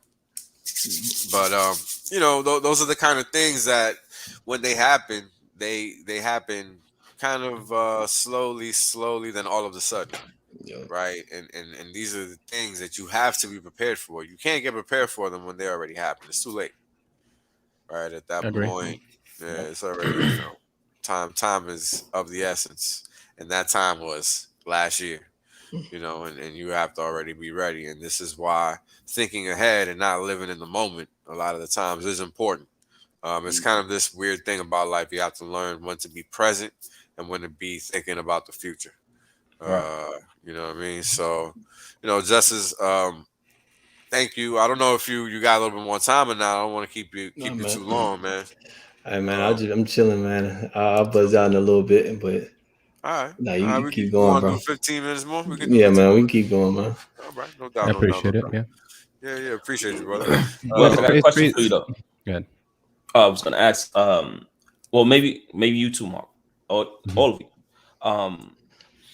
Are you guys familiar with the platinum coin that they're supposed to be minting? Are you talking about the the U.S. government? USD. Yeah. With the Fed coin. Good luck with that. Yeah, I guess that's what it would be called, right, or whatever. Like, yeah. So everyone's familiar with it, right? So Yeah. what's your stance on that though? Like, how y'all feel about that versus how would that even probably play? I don't understand how that's. I don't think that's gonna work. Yeah, I have no Nah. idea, bro. I think it's Yeah, gonna have its pros and cons. I don't think in general it'd be great for crypto. The only reason why I think it'd be okay, it'd be like almost like a little bit onboarding tool for folks who don't understand it, and that they will trust that than getting into anything else, right? So, thank you for bringing people to crypto. U.S. government is gonna do it, but besides that, they're coming straight to X, man. Right. I look at it the same way. Yep. Yeah, Same and same thing with Jack Dorsey with Twitter and how he's onboarding people on this. Yeah, it's a good social media is going to be the main way to get these people on. Exactly. It's just it's a gateway drug for them, you know. That's all that coin is going to be. Is going to be a gateway drug. People are going to come in and bounce right out. So yeah. For real. Right into Hex. Yeah. So just let's talk about T-shares and Pulse Chain. Get it while we wrap this up. For sure. So T-shares, right? They're that one thing that is always doing the right thing, and that's going up and to the right, and it's always going up when the system is recalibrating, and it's always going to the right when the system is just going sideways, right? And this is basically what we see on the Hex price chart, right?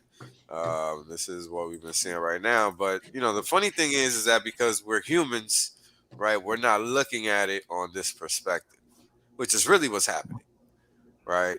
But since we're humans, we're looking at the ebbs and flows of the U.S. dollar value. Look at that arc! Oh my God! Yes, and that's the thing. It's really about this line. Beautiful, right? This line is letting us know what's actually going on, and I've shown it before, and I'll show it to you, just because it's a great way to understand what's going on in the system, right? Because right now, as of about 6 days ago, the dollar value of a T-share versus Ethereum is 79.25%, and the dollar value of a T-share versus Bitcoin is 6.25%, right? So, when this system started, it was worth nothing, right? Like down here, 0, right? And then this is the whole point. It's been a slow and steady grind, but it's still doing the thing that you want it to do, which is basically propel a right angle, right? 45-degree angle is basically what you want. And I mean, at some point to get to 100, huh? Exactly. Yeah. Right. And that's the thing. This has already gone to 200%, 300% almost versus Ethereum. Versus Bitcoin, it probably went greater than 10%, almost a 15, if I remember correctly. So this is just moving, right? Because the whole objective is that people use the network, right? People buy Hex, they stake it, they end the stake. New Hex is created. Cycle complete. That's literally all that the system is designed to do. So once that happens, that is essentially what's recalibrating the system, right? This is how you get T-shares created, is when you buy and you stake Hex. This is where you can get this T-share market cap, currently 37.5 billion as of a week ago. And I think the price is around there right now too. Let's see. Yeah, it's about 17 cents anyway. Yeah, 17.1, 17.2, yeah.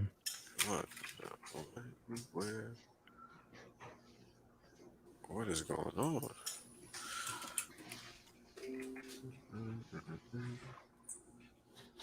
Okay. This is playing games. The internet. You always playing when you need it the most. Yeah, always, man. Always. Just want to check the price, bro. 17.2 cents. So now we know we're basically at the same price level. That's all I wanted to confirm. Jesus. All right. So the market cap value is basically going to be the same, but this is the chart that's really kicking the butt, right? Let me show you why. Power two values. I like to explain that crypto is, basically math and code, right? And this is something that people really need to wrap their head around when they first come across it, because that's really Jesus. That's really what's gonna help people understand how this can just keep defying gravity, right? Because again, nobody understood what Bitcoin was gonna do, because it was just time that did that. It's just time, and people really need to understand that, because that's the power in understanding what's actually going on in the system. Like it's powerful. So if we look at these values, right, the system's reached n equals 19, which is 524,288 in value. So it surpassed all of these levels as well, right? And it even started here at 8, n equals 8, right? So the system has so far traversed n equals 8 all the way through n equals 19. Now, this is just something that I'm plucking from a mathematical formula, right? It's just going through these numbers and that's it. And it's just a basic reality of something called the network effect and all of these things, right? And this is how we can theorize that Hex is a log-based 2 system, because this is basically how it's acting, right? And we can see it here in the scale of the total values locked per staker, which is just the money that's staked divided by the current staker count, right? And if you look at the scale, every level that pauses or gives you a ticker, right, is a log-based 2 value, power 2 value, right? So we're seeing the truth in the code and the math right on the chart, right? Numbers don't lie. So the numbers don't lie, correct? It's compound interest, man. It's just that's it. It's just exactly. But the interesting thing is, right, is that this system is designed to literally do this, right? Like, and here's the proof. It's designed to compound. It's literally just making itself over and over and over and over and over, right? And here's the proof, because we've gone to a quarter, right? Like look at the scale, 524,288. That was 51 cents basically, right? And then that's where the price went, right? So it's no coincidence that that's what this number is, I don't think, right? Because the next value that we're going to double at from that point is going to clearly be the dollar, right? And then from there it's 21, and then it's 22, and those values are going to be bye.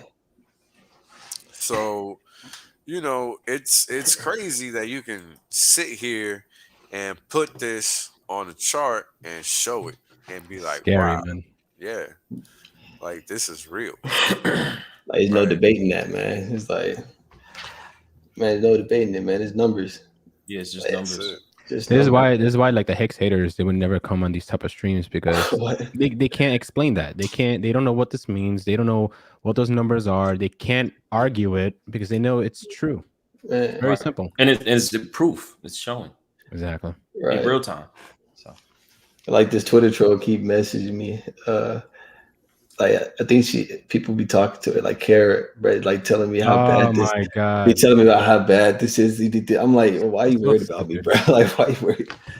But like, it's literally numbers, bro. And like, he's the biggest troll, man. One of the biggest trolls, man. I know exactly who he's talking about. Yeah, I'm like, what is this, man? Like, so silly. It's crazy, man. It's really crazy because it's so simple, right? Like, I just couldn't believe the lack of understanding, right? In the whole space, because it's really, really not hard, right? All we're doing is we're trying to understand what this system is supposed to be doing, right? And that's it. What is this system doing? Is it doing B? Is it doing C? Is it doing E? Is it doing F? Whatever. Right here, we have all this data giving us proof of what this system is doing, and this is why we can speak about it with confidence and invest our money and sleep well at night and understand that our stake when it ends is going to be multiples greater than when we initially invested it because we gave the system enough time to for it to do its thing, right? Because here we have evidence, right, that over 710 plus days it's done, 11 doubles. Is that what that is? 11 doubles, right? So from 8 to 19, that's 11. Thank you. Right? I'm ready for some more. Many more, man. Many more. Like Rich always says, what's 10 cents when we're on the way to $100, man? Don't forget that. Exactly. Don't forget it. He people can't even fathom it. That's what, like they see these numbers up here and they can't fathom. Like you could just sit in your hands and these numbers show up. That's so confusing to me because all these other cryptos are doing it. What makes Hex so much different? Is my question. Like I'm so confused. Like we have this the strongest community, one of the strongest communities out there. Like the strongest. Like you're right.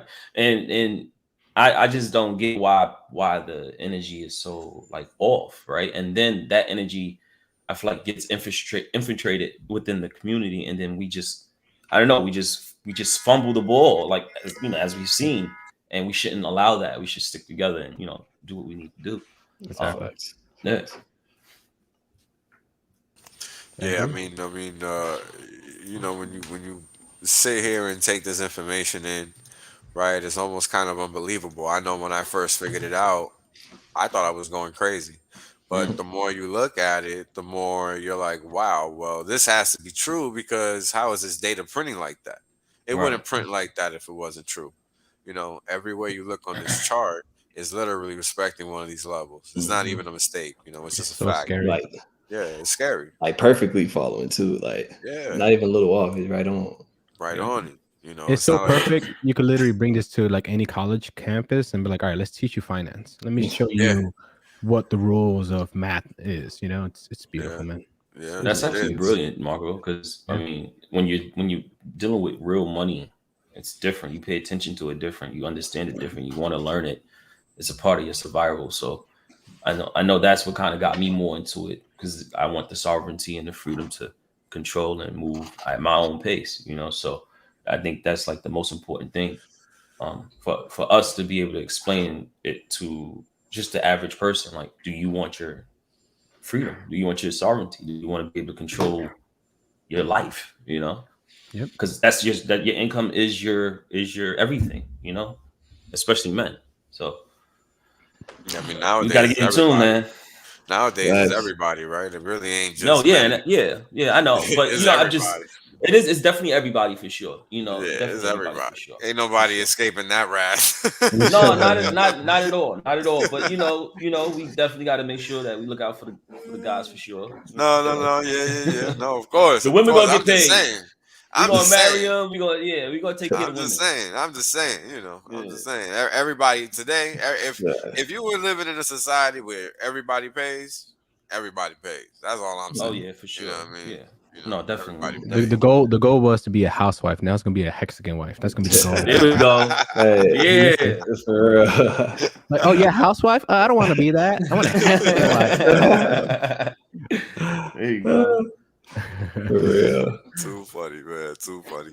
I mean, but that's like the thing, right? I mean, this instrument gives you the ability to take your economic power, economic mass, put it into T-shares, right? And then let it do its accounting on a day-to-day basis. That's it. Right? And you're just stacking up that value every day. And I mean, the system works so well that it just follows it, right? Like you can just see it when you're looking at this chart right here, which is just showing the T-share payout, which is just a cumulative sum of every T-share of every payout that you've received for one T-share since inception. And this was probably at like how many days has it been? 6, right? So it's probably at like almost at 3,200 at this point.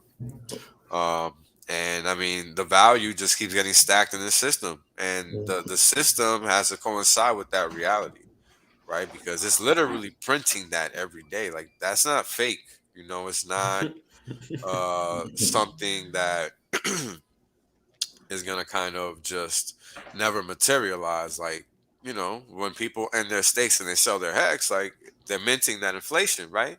So it's not like this number is fake. You know what I'm saying? And I think a lot of people don't understand that, and that's kind of like why the system follows this line.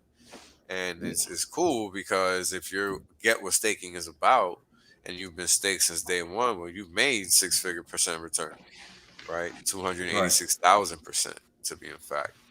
So it's crazy. Insane numbers. It's insane. That's what I'm saying. Like you telling you, it's so hard to explain these numbers to people. Like, they look at you like those numbers don't exist. Why are you talking to me? Like, I don't know what you're talking about, bro. And I'm just like, it's very difficult. Like, the job is to make sure that we kind of like relay this as easily as possible to the average person. It's not easy. These charts are good because they color coded and they look nice. You know what I mean? You're killing these they're all right. Yeah, they're good. They're for me because I'm dyslexic. Well, I see things and I like things to pop and do whatever. I know you don't believe that was the objective. The objective was for the colors to be kind of, stand outish. Right. Because the colors are weird already as it is. So it's boring, not weird. Yeah. Other colors are boring. Yeah. Like it's very. Yeah, I'm an artist, man. Like I see what you're art. Like it takes some type of artistic to understand crypto, man. Like, and it teach that shit, man. Right, yeah, like NFT on your charts. Markable's working on that, by the way. Yeah, You're working on it. You're working on it. So when you're looking at this line, right, this is the payout per T-share index, right, and what this is saying is what the return has been for the payout system, for the payout portion of the system, right? Go ahead, brother. And it's been 5x basically, right? But the cool thing is that once it got to 5, it never got below 5, right? It just stays there. It only goes up, right? And we like to call that upside volatility, right? Meaning that the only surprises in the valuation of what you're going to receive over time is going to be to the upside. When it goes back down, it's only going to go back down to its normal level, right? That's actually pretty cool because I don't know of any business that, when you weather the storm, there is no storm. You know what I'm saying? For real. Right. So this is like one of those things that makes staking so critical, right? Like when you really understand what the system is doing, because this is what the system is doing. Right, like this is legit what the system is doing. Like, let's go to this chart. We'll come back to the other one. Like, this is legit what the system is doing. Right, this purple line, the magenta line here is the T-share, the payout per T-share. Right, so this is what's happening every day. Right, and that's what that other chart was showing. And the yellow line is the systemic payouts, the daily payout. So 63 million the last time that we read it a week ago. Right, so this is what the system is doing every day. This orange line down here is the T-share count, right? 10 million trillion shares. So this is literally what's happening in real time, right? Like this is legit what the system is doing. And it's really hard for people to accept that they can ascertain what is going on and how to make money from something like this. I mean, this is literally telling you like, hey, you're getting this every single day at least. Hey, we need some days like last week right there without. I mean, I know it's a bad situation, but hey, that was nice. Hey, listen. I mean, look, they happened in a nice way before, right? So we'll take what we can get. That's all we're saying. Right. I mean, this is just sick, right? Because this is what the system's actually doing, right? This chart, everybody gets paid chart, is just showing a bunch of payout per T-share averages. You got the all-time average in yellow. The orange is 28 days, 6.594 hex per T-share, payout per T-share, and then the 55-day is at 6.137. Now this is a week ago. Let's not forget. But the numbers been kind of steady, so they're probably flattening out. Probably not too much different than they are right now. This one, of course, does increase over time, so it's probably 4.4 something at this point. But the value is steadying right here. Price is still right here. But the whole idea of the system is to keep stacking these hex, right? I mean, and what's actually happening when somebody's ending a stake or they're restaking their hex? Well, let's find out. Thank you for the super chat, Biffinex. Appreciate it, brother. Seems most people in crypto forget why they came here. There's no sense in getting rid of the Fed if it's just going to be replaced by founders dumping coins, devaluing the asset. Correct. Hit it on the nail. Yep. People forget. Great stream, whales and gents. Thank you, Bit Finesse. We appreciate it, brother. Appreciate it. So what's actually happening when people are minting inflation or restaking their hex? Well, let's see. Well, right here we have the hex of price, the price of hex in red, right? And the last read was again 17.5. This chart coincidentally is giving us a 365-day view of the systemic inflation, right? And what it's actually been, right? The cumulative inflation in orange is what's actually been minted, what people are actually actually either emergency end staking or end staking, and not restaking. All right, this is what's actually happening. This is 1.73%. So this was the actual inflation for the first year after Big Payday, not 3.69. So what this means is that the system is seeing 1.96% inflation being deferred into the future. So what that means is out of all of the hex that's been created by the system this year, 43% of that inflation was minted, or 46% of that inflation was actually minted, excuse me. Jesus. 46. And 53% of that was sent to the future. 54%. Now that's crazy, right? This is how we get 167x, right? And it continues, right? Because people are still buying hex, people are still minting T-shares, people are still ending stakes, people are still restaking the hex, right? And that average payout in T-share stays steady, right? And the system stays doing what it's doing every day. Right, so and all of these beautiful things are happening, right? And the average staking length continues to go up, right? Like that's very important, and this is a function of what's actually happening here, right? This is actually a function of that. Like this chart right here is really probably the most important chart I've ever made because it's showing us exactly what's making the price go up, right? Because this is the supply getting pushed forward that we're not seeing it right now, right? Like we're not seeing it right now. Like this is getting straight locked away. And this 1.73% is what actually has been minted in the system after 1 year. Hey, Wales, not to cut you off really quick, right? So, you just mentioned like it's being locked, right? I don't think people realize like how genius Richard was by doing the sacrifice stage, right? Like think about this huge dump we had, right? Imagine we didn't have the sacrifice stage, how much more liquidity would have been on the market, how much further we would have went down, right? And then he's gonna do another one. Like, guys, this shit's gonna take off down the road so hard. It's not gonna be any hex left, but you gotta wait online for an unstake hex to happen before you can even have a chance. Remember, not guarantee, a chance just to be able to buy some hex.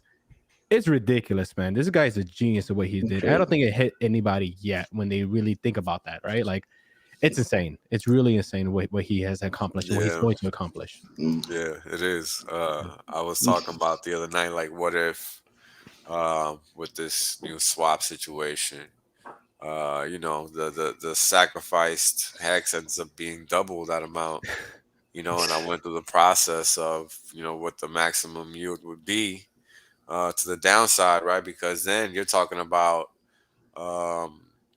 17 and then that's what 35% of the supply, so that means you only got 65% of the supply that could actually be accounted against for the APY, right? And that's how the system works. So that means that 35%, right, that means that the system can only go down to 5.68% in terms of yield. Like that's crazy. Oh dang, I wasn't muted. Nope. My bad, y'all. No, bro. This life. It's like a pun. That was a true live stream, bro. That's what He was probably like, yo, why they keep talking over me? This is a bum. Hey, I was looking at the comment. They talking about, oh, it's not. I thought I put mute, man. We didn't hear a fart. At least we just heard the stream, bro. Hey, that would have been something, wouldn't it? Yeah, right. You keep it real, man. That's funny. Go ahead, Will. No. Go ahead, Justice. You was gonna say something. Oh no, I wouldn't say that. I was just looking at the comments. Somebody said something. Okay. Cool. So imagine, right? This system at full capacity, assuming that the site capacity is double, right? Meaning that 17.7% hex is sacrificed again, right? We're looking at a potential max, right, yield of, or max downside yield of 5.68%, which, I mean, that's almost impossible to get nowadays, right? Like impossible. And right now, the staker class is getting about 37%, right? Because that's what the system yields on average stake length. That's just how it's defined. 37. 37. It's about 37. Well, the system itself is actually yielding 37. Okay. Right, because it's taken into account consistent penalties that the system is yielding. Okay. From good accounting or whatever what is happening, or people in emergency and staking. So realistically, with the OA, it never really can get to 100% unless like the OA stakes. Correct, and that's actually already happened. We can see that. So let me show you. Let's see, where are we? Here we go. So this orange line is the APY, right? And this is showing us what happened during Big Payday when the OA did stake. And what happened that day is that 99% of the supply was actually staked. So the payout was basically zero that day. Right? Like I think the payout for X was like 1 because it went all the way down to like 4% APY and the payout was like 1. Smart. Yeah. So he basically protected the system by now allowing those short-term players to come in, game the system, get the free money, bounce and crash it, because that's what ultimately would have happened. Because what really happened is that the people just dumped, right? Like they just dumped ahead of the move because they didn't really understand that they had to sit through the whole thing. So it was man, I wish I was around for those days, man. Oh, yeah, what'd you find next? Right after that, because I was like, wait, how everyone got rich? Man. I was there the whole time. I'm like, all I know was scam. I'm like, yeah, I'm gonna leave that alone. Man. And then it's like after that payday, it was just like I have my attention from there. I was like, okay, what happened? I was like, this don't make sense. I gotta work that much harder. Yeah, I mean, listen, I'm happy that all you gotta do is stake longer. Like, oh yeah, listen, yeah, that's it. That's all you have to do. And once you understand that concept, it's like, oh, okay, well, I don't have to just wreck my brain, right? You don't have to wreck your brain around trying to figure it out. You just stake 5, 5, 5, chill 5, and you just relax, man. Let it just sit. And then, even if you don't want to do that long, you don't have to do that long. You can do an 8, 10 year, 7 year, 5 year. It's whatever you feel comfortable. And this is what's so dope about it. Yeah, you know what bugs me out is that people be like 5, 5, 5, 5. Oh my god, it takes forever. Blah blah. Guys, majority of your money from your check goes to 401k. You can't touch that till like 65, 60 something years old. That's about like 20 something years now. Right? You know, like come on, like 15 years is nothing. Like come on, seriously. And you can stake and build a ladder. Come on. Yep. Very simple. Stop crying. We're trying to get rich here. Yep. Now listen, I'm gonna send this out, right? Now the OA, to the people who don't know what the OA is, what's the best way you feel that you could break this down? Wells. If you was talking to one of your guys on the street, I'm trying to, because like my thing is, like I said, language is like I like results, right? I like trying to figure out what's the results of what we're gonna be doing here, right? We all have different languages on what we're speaking and how we're trying to get the message across. And when I send this out, I want people to understand from different angles, right? We are all gonna have a different angle about how we, it can explain certain things. So that's my real goal with this particular stream. Like it's like, it sounds boring, but like Just give it a chance. It's a valid question, man. Yeah, no, it's not boring because that's how it works, right? And that's why I like to say, like, everybody brings value to the table in one way or the other, because everybody's perspective, it has an attraction to somebody else, right? My way of doing things reaches certain people and it doesn't reach others, and that's okay because that's life, right? That's the way it works. And that's just how it is. So, you know, when you're thinking about something like that, you know, how do you account for something like that? It's a little weird. Well, yeah, it is. It is kind of weird because when you're trying to break it down to someone else, right? Like trying to explain it in a technical way without making it too confusing. Because it's like because you still got to understand what the blockchain is as well. This is what. Yeah, this is the latest way that I've been explaining it, right? Okay. I be like, look, when they come with that question, the way I go is like, I be like, look, you know, Gucci, right, and Louis V and all these luxury brands, like when they got this extra supply out there, or even the beers, like they create this scarcity, right? For like, sure. and this is exactly what the OA is Market there to control.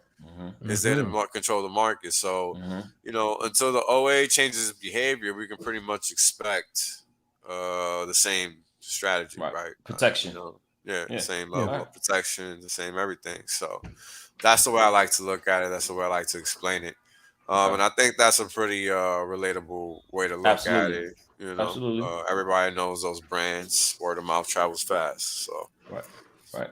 Just like how Richard used to say, you know, how diamonds became so scarce is you have that one company that owns like what is it, 80-90% of the value. Similar to the OA, right? It owns that much. It's gonna release as much as it can when it needs to or not needs to, maybe never, right? But at the end of the day, it benefits the community, it benefits the currency, and it benefits the code. Like it lives by the code and for the code. And you can tell look, it's on the blockchain. You can see every single move it has ever done, every single spend, every single transfer, everything. It protects us, you know. So and some people can't wrap their head around there. They're so used to a big benevolent whales dumping on people, or CEOs dumping on people, or crashings. They waiting for that. They look at that watch like any day now it's gonna do it to the hexagons, and no, it's not. Like get over it. It is not gonna do it. Like it is what it is. It's really simple. Not, man. Yeah, you know, it's funny because everybody knows that Richard Hart has you know, mined Bitcoin when it was full rewards. And even yet and still they can't do the math, right? And it's crazy because I love to do it on stream real time. It's $50 or 50 BTC a day, right? Times 365. AKA stupid money. Right. And let's say it's worth 57K right now, right? Oops. Right. And we're talking about just once. Okay, you could have done as many as you could depending on the network at the time because it was brand new. It wasn't like there was a lot of people mining it. It ain't like it is now where you can't do it with he was doing it with a CPU. You know what I mean? Like he wasn't using a lot of computing power, so he could have easily done this 2 times a day, right, or more. So let's see what that value is. Let's see. Okay, what is it? Give me a second. All right. There you go. 1 day, folks. Or 1 year. For 1 reward a day. Big Billy. And that was a 4-year period. So you do the math. The rest of the math there. But that's the power, right? That's the power of sitting on your hands and doing nothing. Right? Because a lot of us can buy thousands of hex currently. Right? You might not have a lot of shares, but you might be able to earn something and keep stacking those shares because that's the objective. Right? And if you keep waiting, right? I did a stream where we go over staking $500 and how it's going to cost you at least $100 for gas and here we go. What that looks like over time, right? And that's important. So please go watch it because we know everybody ain't balling. Like we get it. Right. And we were just talking about this yesterday, Wobbs. Yeah. And this is an important conversation. Yeah. You know, it's an extremely important conversation because everybody doesn't have a 6-figure paying job or $1 million contract or whatever the case is. Right. So our objective is to try to get people to understand that even with small money, you can do big things. Right. Right. And we have an NFL player here that's on the same time. Like, no, $500, man. You don't gotta go crazy. You don't do gotta go what crazy. you can. Yeah, you do what you can. $50, but these gas fees, man, it's just it is what it is. And this is supposed to be here soon, man. Supposed to be soon. Yeah, post coming soon, right? Man, like we trying to live out here. Be fast enough, man. We can't even steak properly. Yeah, you can't do nothing properly. John, you hit it right on the nail, right? You like NFL player here, right? Like, when can we ever set that if it wasn't for Hex or this community or how we do things, or especially Richard Hart, that we could say we have literally a celebrity with us, a superstar with us here, just talking shit with us, right? Just here, learning finance with us, wants to get better, wants to get educated the right way, wants to help build this community the right way, and we're doing it. We're living this, right? Like, you don't see, and no shade against other communities, right? Because I don't like that drama stuff, right? But you don't see XRP communities, you don't see Litecoin, you don't see Cardano, you don't see any of these guys, right? Like, you have people like that doing live streams, but you have, look at this. It's beautiful, right? Like, this is a real community, right? This is real crypto. This is real code. Like, this is it. You know, and that's why I stand behind it myself, man. Like, I felt welcomed, man. I went out to Vegas. I was in before Vegas. Yeah, man. And we had a little Vegas dip. Like, you know what I mean? Like, so that's what it comes with the game, and it's like I said, it's a beautiful thing to have it once in a while because it kind of brings you back to reality. Yes. Like, you literally go to the moon. This is no bullshit. You're literally there when you look at your STAKER.APP and you're like, okay, and then you don't want to spend because it's like it's gonna come down, So it's like if you don't need it, don't touch it. Exactly. Like that's how I look at it. So, unless we're moving like that and we're telling the community, to move the same way, it's gonna be a cycle. So we gotta get this message out, man. I'm gonna definitely send this link out to people for sure, man. And I hope people chop it up. Facts.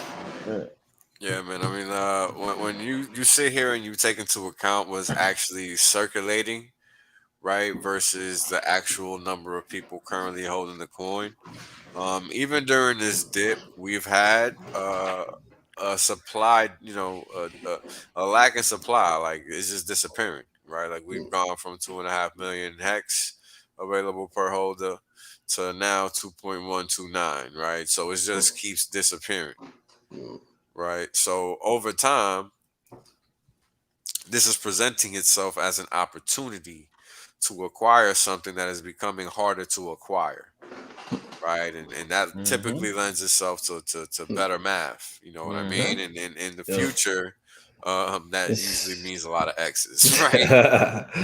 For real. Lots more.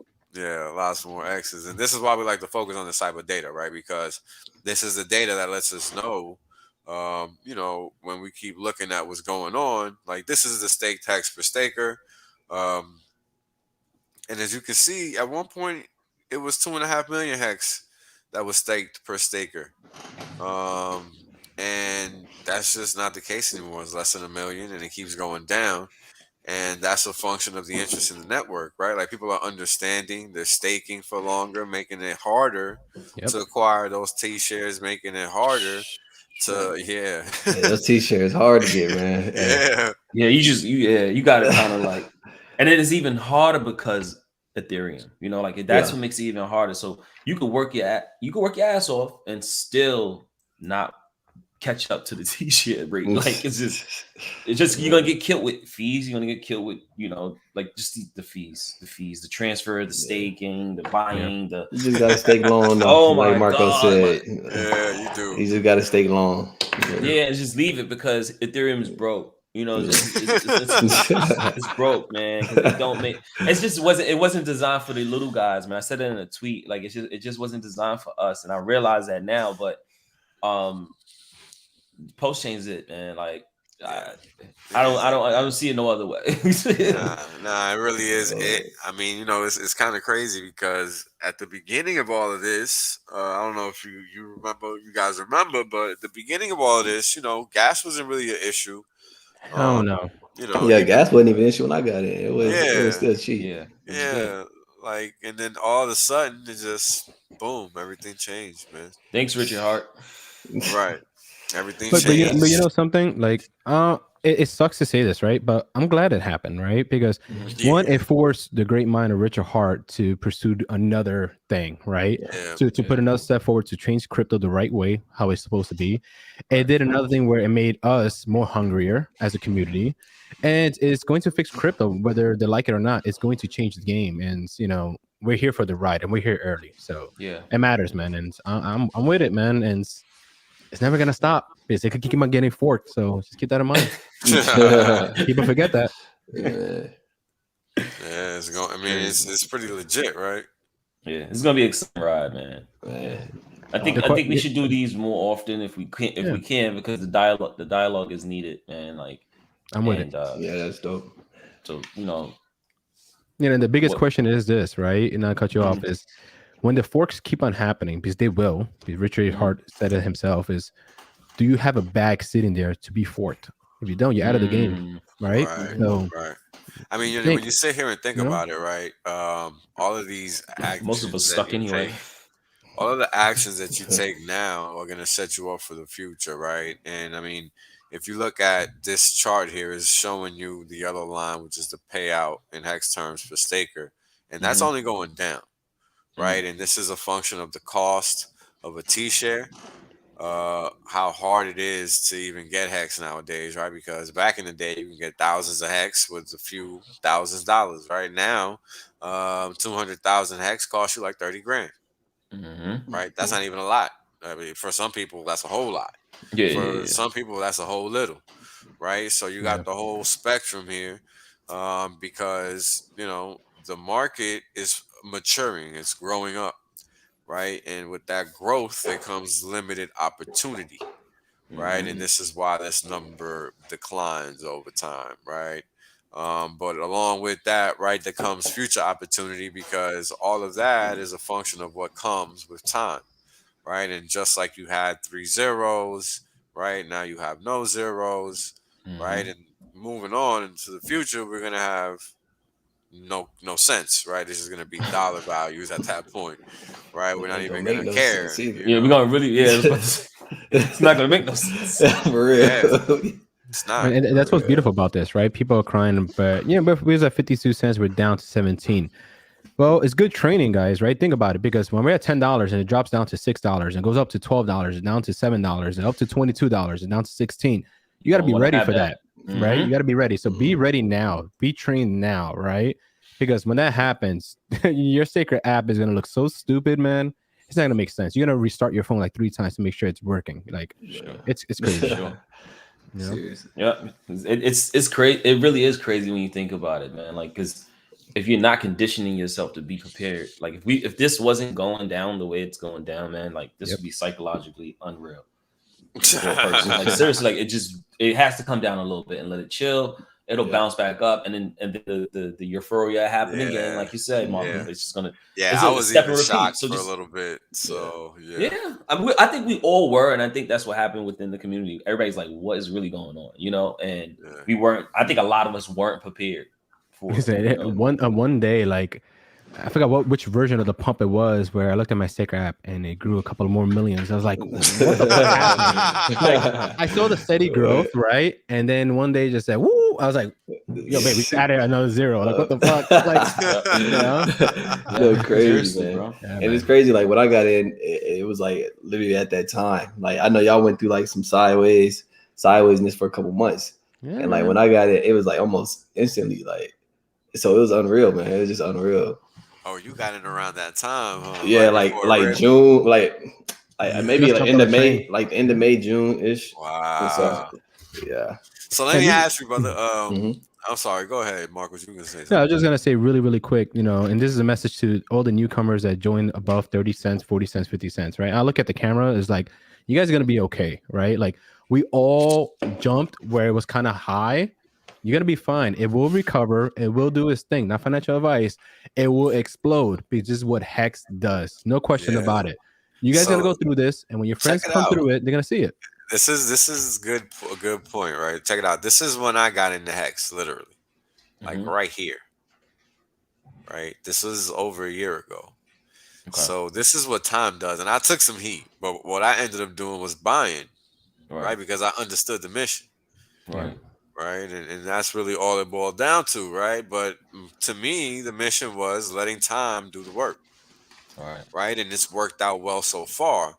So I'm hard pressed not to think we're not going to see a replication of these two W's once again, which is just another W here, and it's just a bunch of W's, man. And all we do is win Team for those win. W's, right? All we do is All day. win. Team win. Win no matter what. That's it. No Yeah, matter that's what. all it is. All So we do is win. mhm. Go ahead, brother. No, I was gonna say, the chart, right? The fact that it has these patterns, like the fact that you can point those out, there are gonna be people that's gonna see the same thing, right? And they'll Right. be able to understand the chart in a different way as well. So Yep. I like the fact that you letting people know that there's a W there and to look for that. Like again, Yeah. language, it needs to be, Right. pointed out. So Right. No, pointing that yeah, out. yeah. Yeah. It's important, right? Because it's about getting the message across. Thanks for the super chat, brother. It's about getting the message across, right? And that's the thing. All we're looking at when we're looking at a chart is patterns, Yep. right? And the patterns are just merely a figment of your imagination, right? And how the pattern develops over time is what's critical. And is it tracking in your brain? Like that's literally technical analysis. You have a pattern that you expect to develop over time, and if that pattern is you expect it to go sideways and then up and then sideways, or whatever that pattern is, right? Is it following that pattern? If not, why? Right? And that's really a lot of the line of questioning that you're doing when you're doing technical analysis. It's not really this whole idea of picking one specific level, right? And sticking to it. And if it breaks that level, that's it. It's not a good trade and all this nonsense. Like that's not actually technical analysis at all. And that's a common misconception. Because that's what most people are taught, and that's what they think. But turns out that's not correct, which is kind of crappy because a lot of people lose money because of that trading process. But it's actually incorrect. Ranges are important. Understanding that there is volatility in price is important, right? And this is why when I got in, I bought all the way into this top and still bought more after I took a major loss. Like it didn't matter because I understood that there's only one thing to do. And it's the same thing I'm doing up here at 17 cents. It's the same thing I was doing at 50. And that's buying. It doesn't make a difference because I'm looking all the way out here. Right? And this is in 2023. That's not even that far away. Assuming the math works out. I mean, this probably isn't going to work out that way. It probably will slow down at some point with interest and whatnot. But imagine It's an idea. Imagine if It's it an even idea. reaches $50. Right. Right. Right. I mean, I got a lot of coins. At the end of the day, you're gonna that's have a lot of double, so dollars. we'll get there in double ways. Well, So See, I always forget about that I too, always man. I forget. just don't forget. I was like, man, it would Yeah, be a man. nice day, Yo, beautiful I day. always forget, man. I always forget that. All right, let's see what other charts we got here we can talk about because this is just it's a whole lot. All right, this one. So this number is actually higher nowadays. I wish I would have been able to update these charts, but this one is like 2648 or so. So it's ticking higher, right? That means more people are staking. This number I don't remember, but it's still around here, 69.99% or 70% or so. And this number is still around 80%. So everything is still static, right? But you're seeing more staking activity, which is what you want, because that's what's going to cause the supply to disappear and ultimately give us that trajectory that everybody loves so dearly. And that's ultimately what you get from this system, right? Because it's about this specifically, right? Like how many stakers are in the system. And as of 6 days ago, it was 71,200. We're probably almost at 72,000 by now. But people keep entering the system. Current number of holders 269,000, probably 270 by now. And they keep staking, right? And this number here is saying that out of every 5 stakers, 4 restake, right? That's basically what this number is saying because it's 80%. So this is important, right? This is what helps people achieve their goal. And at the same time, right? And this is kind of important for everybody to understand. When everybody's collectively understanding that when you're locking up your coins, all you're doing is expediting the exercise of this number going higher. That's literally all you're doing. Because as a unit, we're all doing that same action. So it's making it even harder to obtain this value.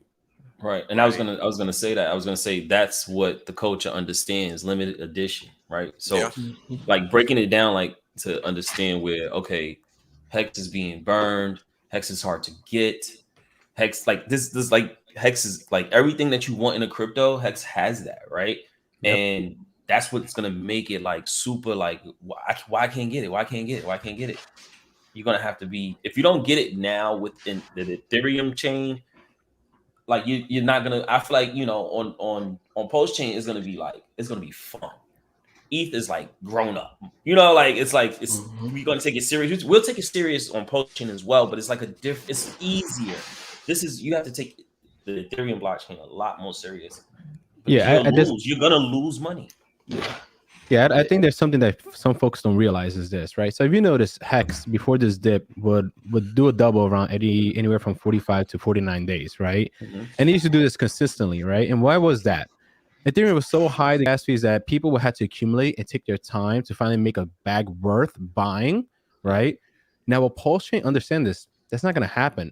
So you're going to see a continuous pump back to back, back to back. Why? Because you're going to see people that's going to be, they're going to wake up, you know what, I want to buy $300 worth just for the hell of it today. They can. I want to buy $2,000 worth. They can. They want to buy 200K worth.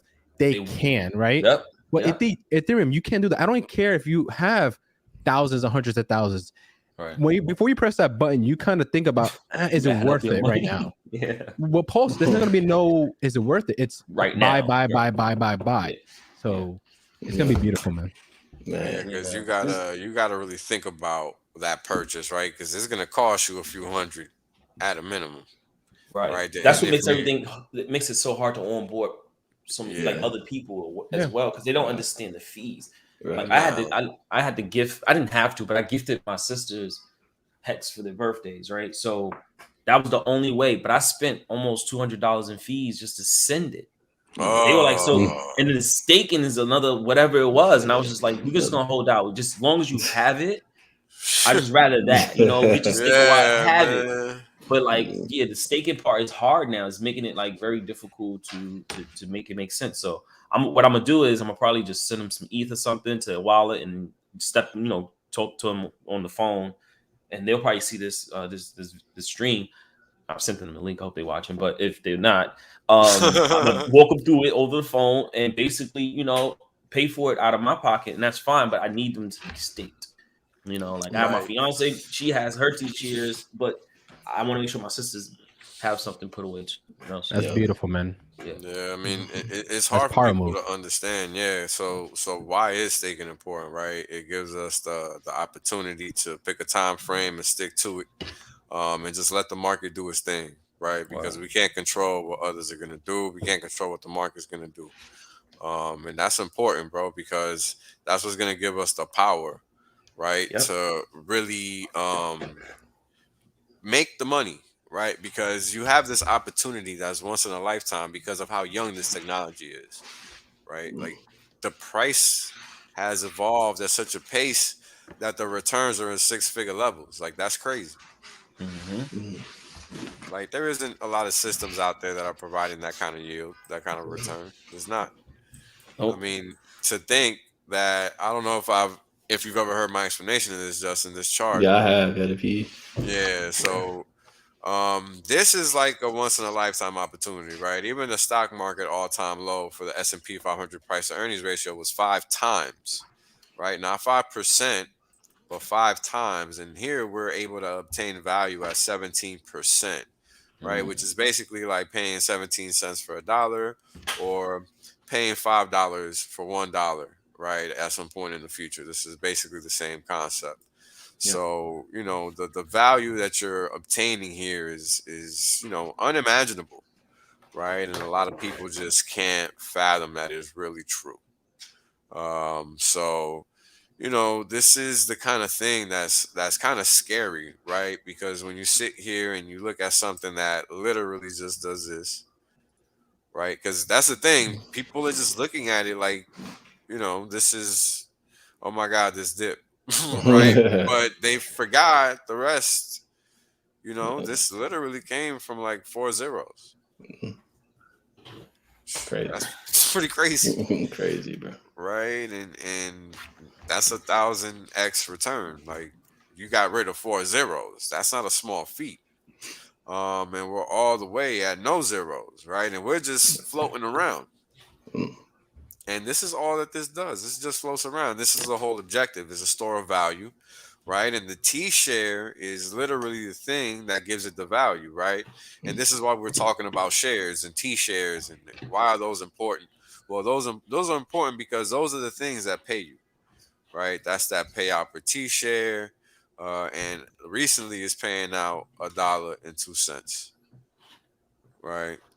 So this is what people are getting paid on a daily basis, right? So the system is literally printing money, right, every day, and people don't really understand that, but that's what T-shares are doing, right? If you're interacting with the system and you got shares, it's printing a percentage of that to you, whether it's 10% of a T-share or 100% of a T-share times the number of T-shares you got, right?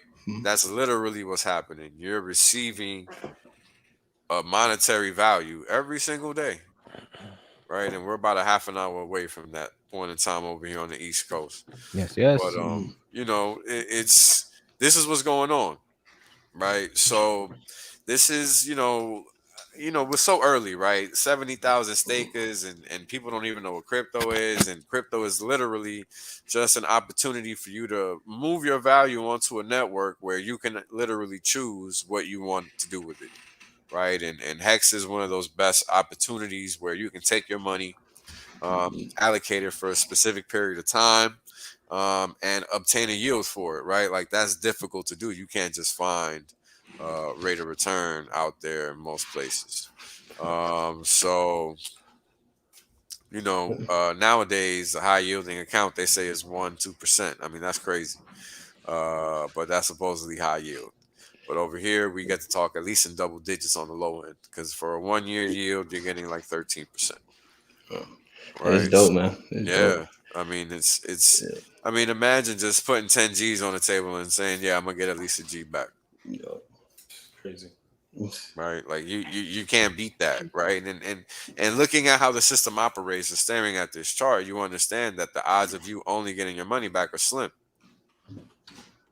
because this line on this chart cannot be printed if the data does not allow it, right? And that's the thing that's important. Like, understanding how system, like, this software cannot emit this right angle line. Like, it can't do it if it's not able to pull it from the data. So the data has to literally represent this line, otherwise it can't be there. So this basically means that this is just all the time, right? Crazy, constantly. And that's crazy, right? Because over time, all we're doing is just stacking those shares, just stacking T-shares. My God, look at that slope. And you just the hex that you're getting paid every time you keep stacking T-shares, it just keeps growing and growing and growing. All right. Hey, hey, Wills. Hey, man, it's been nice to be on. I gotta go take care of the fam, man. No doubt, but no, y'all guys are cool. We definitely gotta do this again sometime. Hey, man. Yes, sir. Sure. Pleasure, man. Thank you for coming on. Thank you for doing this with us. I really appreciate you, man. Oh yeah, man. Appreciate the time today, Justice. It's been a pleasure, brother. Speedy recovery, brother. Appreciate it, man. Y'all take it easy. Peace, man. All right, guys. So we're just gonna wrap it up. It's been a pleasure. For those of us in New York, we're gonna make our way to the workshop, little after workshop event. I think it might be over, or no, I think it ends at 8. Ends at 8. I think they're gonna hang around a little bit after too, if I'm not mistaken. Cool. So thank you guys for the super chat. I hope you guys enjoyed it. We're gonna try to follow up maybe with somebody else in the NFL. I don't know. We'll see. We'll make something pop off. But y'all be easy. But hey, Wills, before we get off, I do want to say, man, I appreciate you bringing me on. The community, everyone in the chat, this was fun. You'll definitely see more of me doing this. It's a little nerve-wracking, but I love it, man. It was fun. Oliver, pleasure seeing you again, and I want to do this more often, guys. This was fun.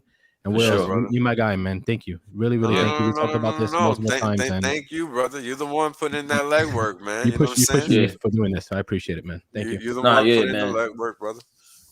I appreciate you too. I appreciate you both, bro. For real. The fact that I've been welcomed so easily and so warmed, and, you know, it's by all the Hexicans, not just you guys, by all of them, the ones that I've met at least in Vegas. Like, I appreciate all of you guys. I appreciate not feeling like I'm an outcast or anything like that, and I can speak freely as much as I want. Like, this is important, because if you can't feel like if you can't feel like you can be yourself in this world, man, it's like you just, I don't know, man. This is what I see is what's happening to everybody. Everybody's locked in and they don't feel free, and I'm just not about to do that. I didn't come here for that. So. Word. Yeah, and that's the thing, right? It's important for everybody to be comfortable in their own skin. And you know, that's what this is about. You know, everybody adding value in their own way. It don't got to be on stream, right? Like Marcos did a whole lot of shit behind stream that people don't even know about, right? And that's the thing. You just do whatever you got to do. You know, nobody has to even know. You know, you just do you. And that's the beautiful thing about crypto, right? Like, we all find our place and we just sit in it and we play the game. And that's all we got to do. You know, it's a beautiful thing. So thank you, gentlemen, for taking the time out. And you know, it turns out I know somebody that's related to that place that's selling beds that accepts Hex. What? Yeah, it turns out I know who they are. So I'm gonna give them a shout out. I'm gonna throw their website in the chat.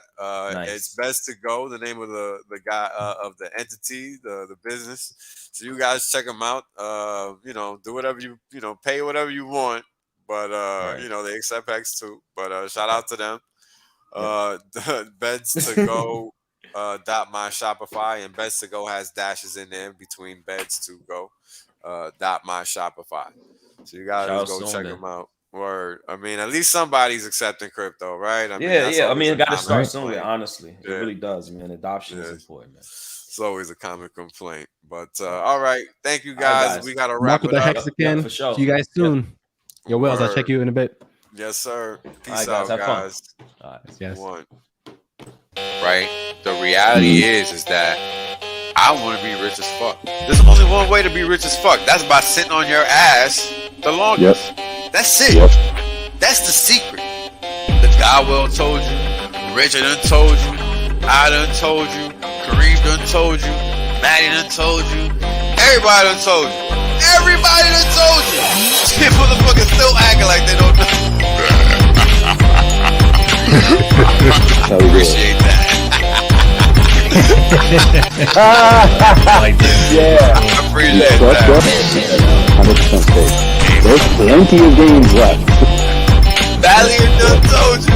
Yo, everybody said it. I mean, hey, you know what it is, man? Everybody done told you. Yash deep, everybody. My God. Hex agents, bro. Everybody. Australia.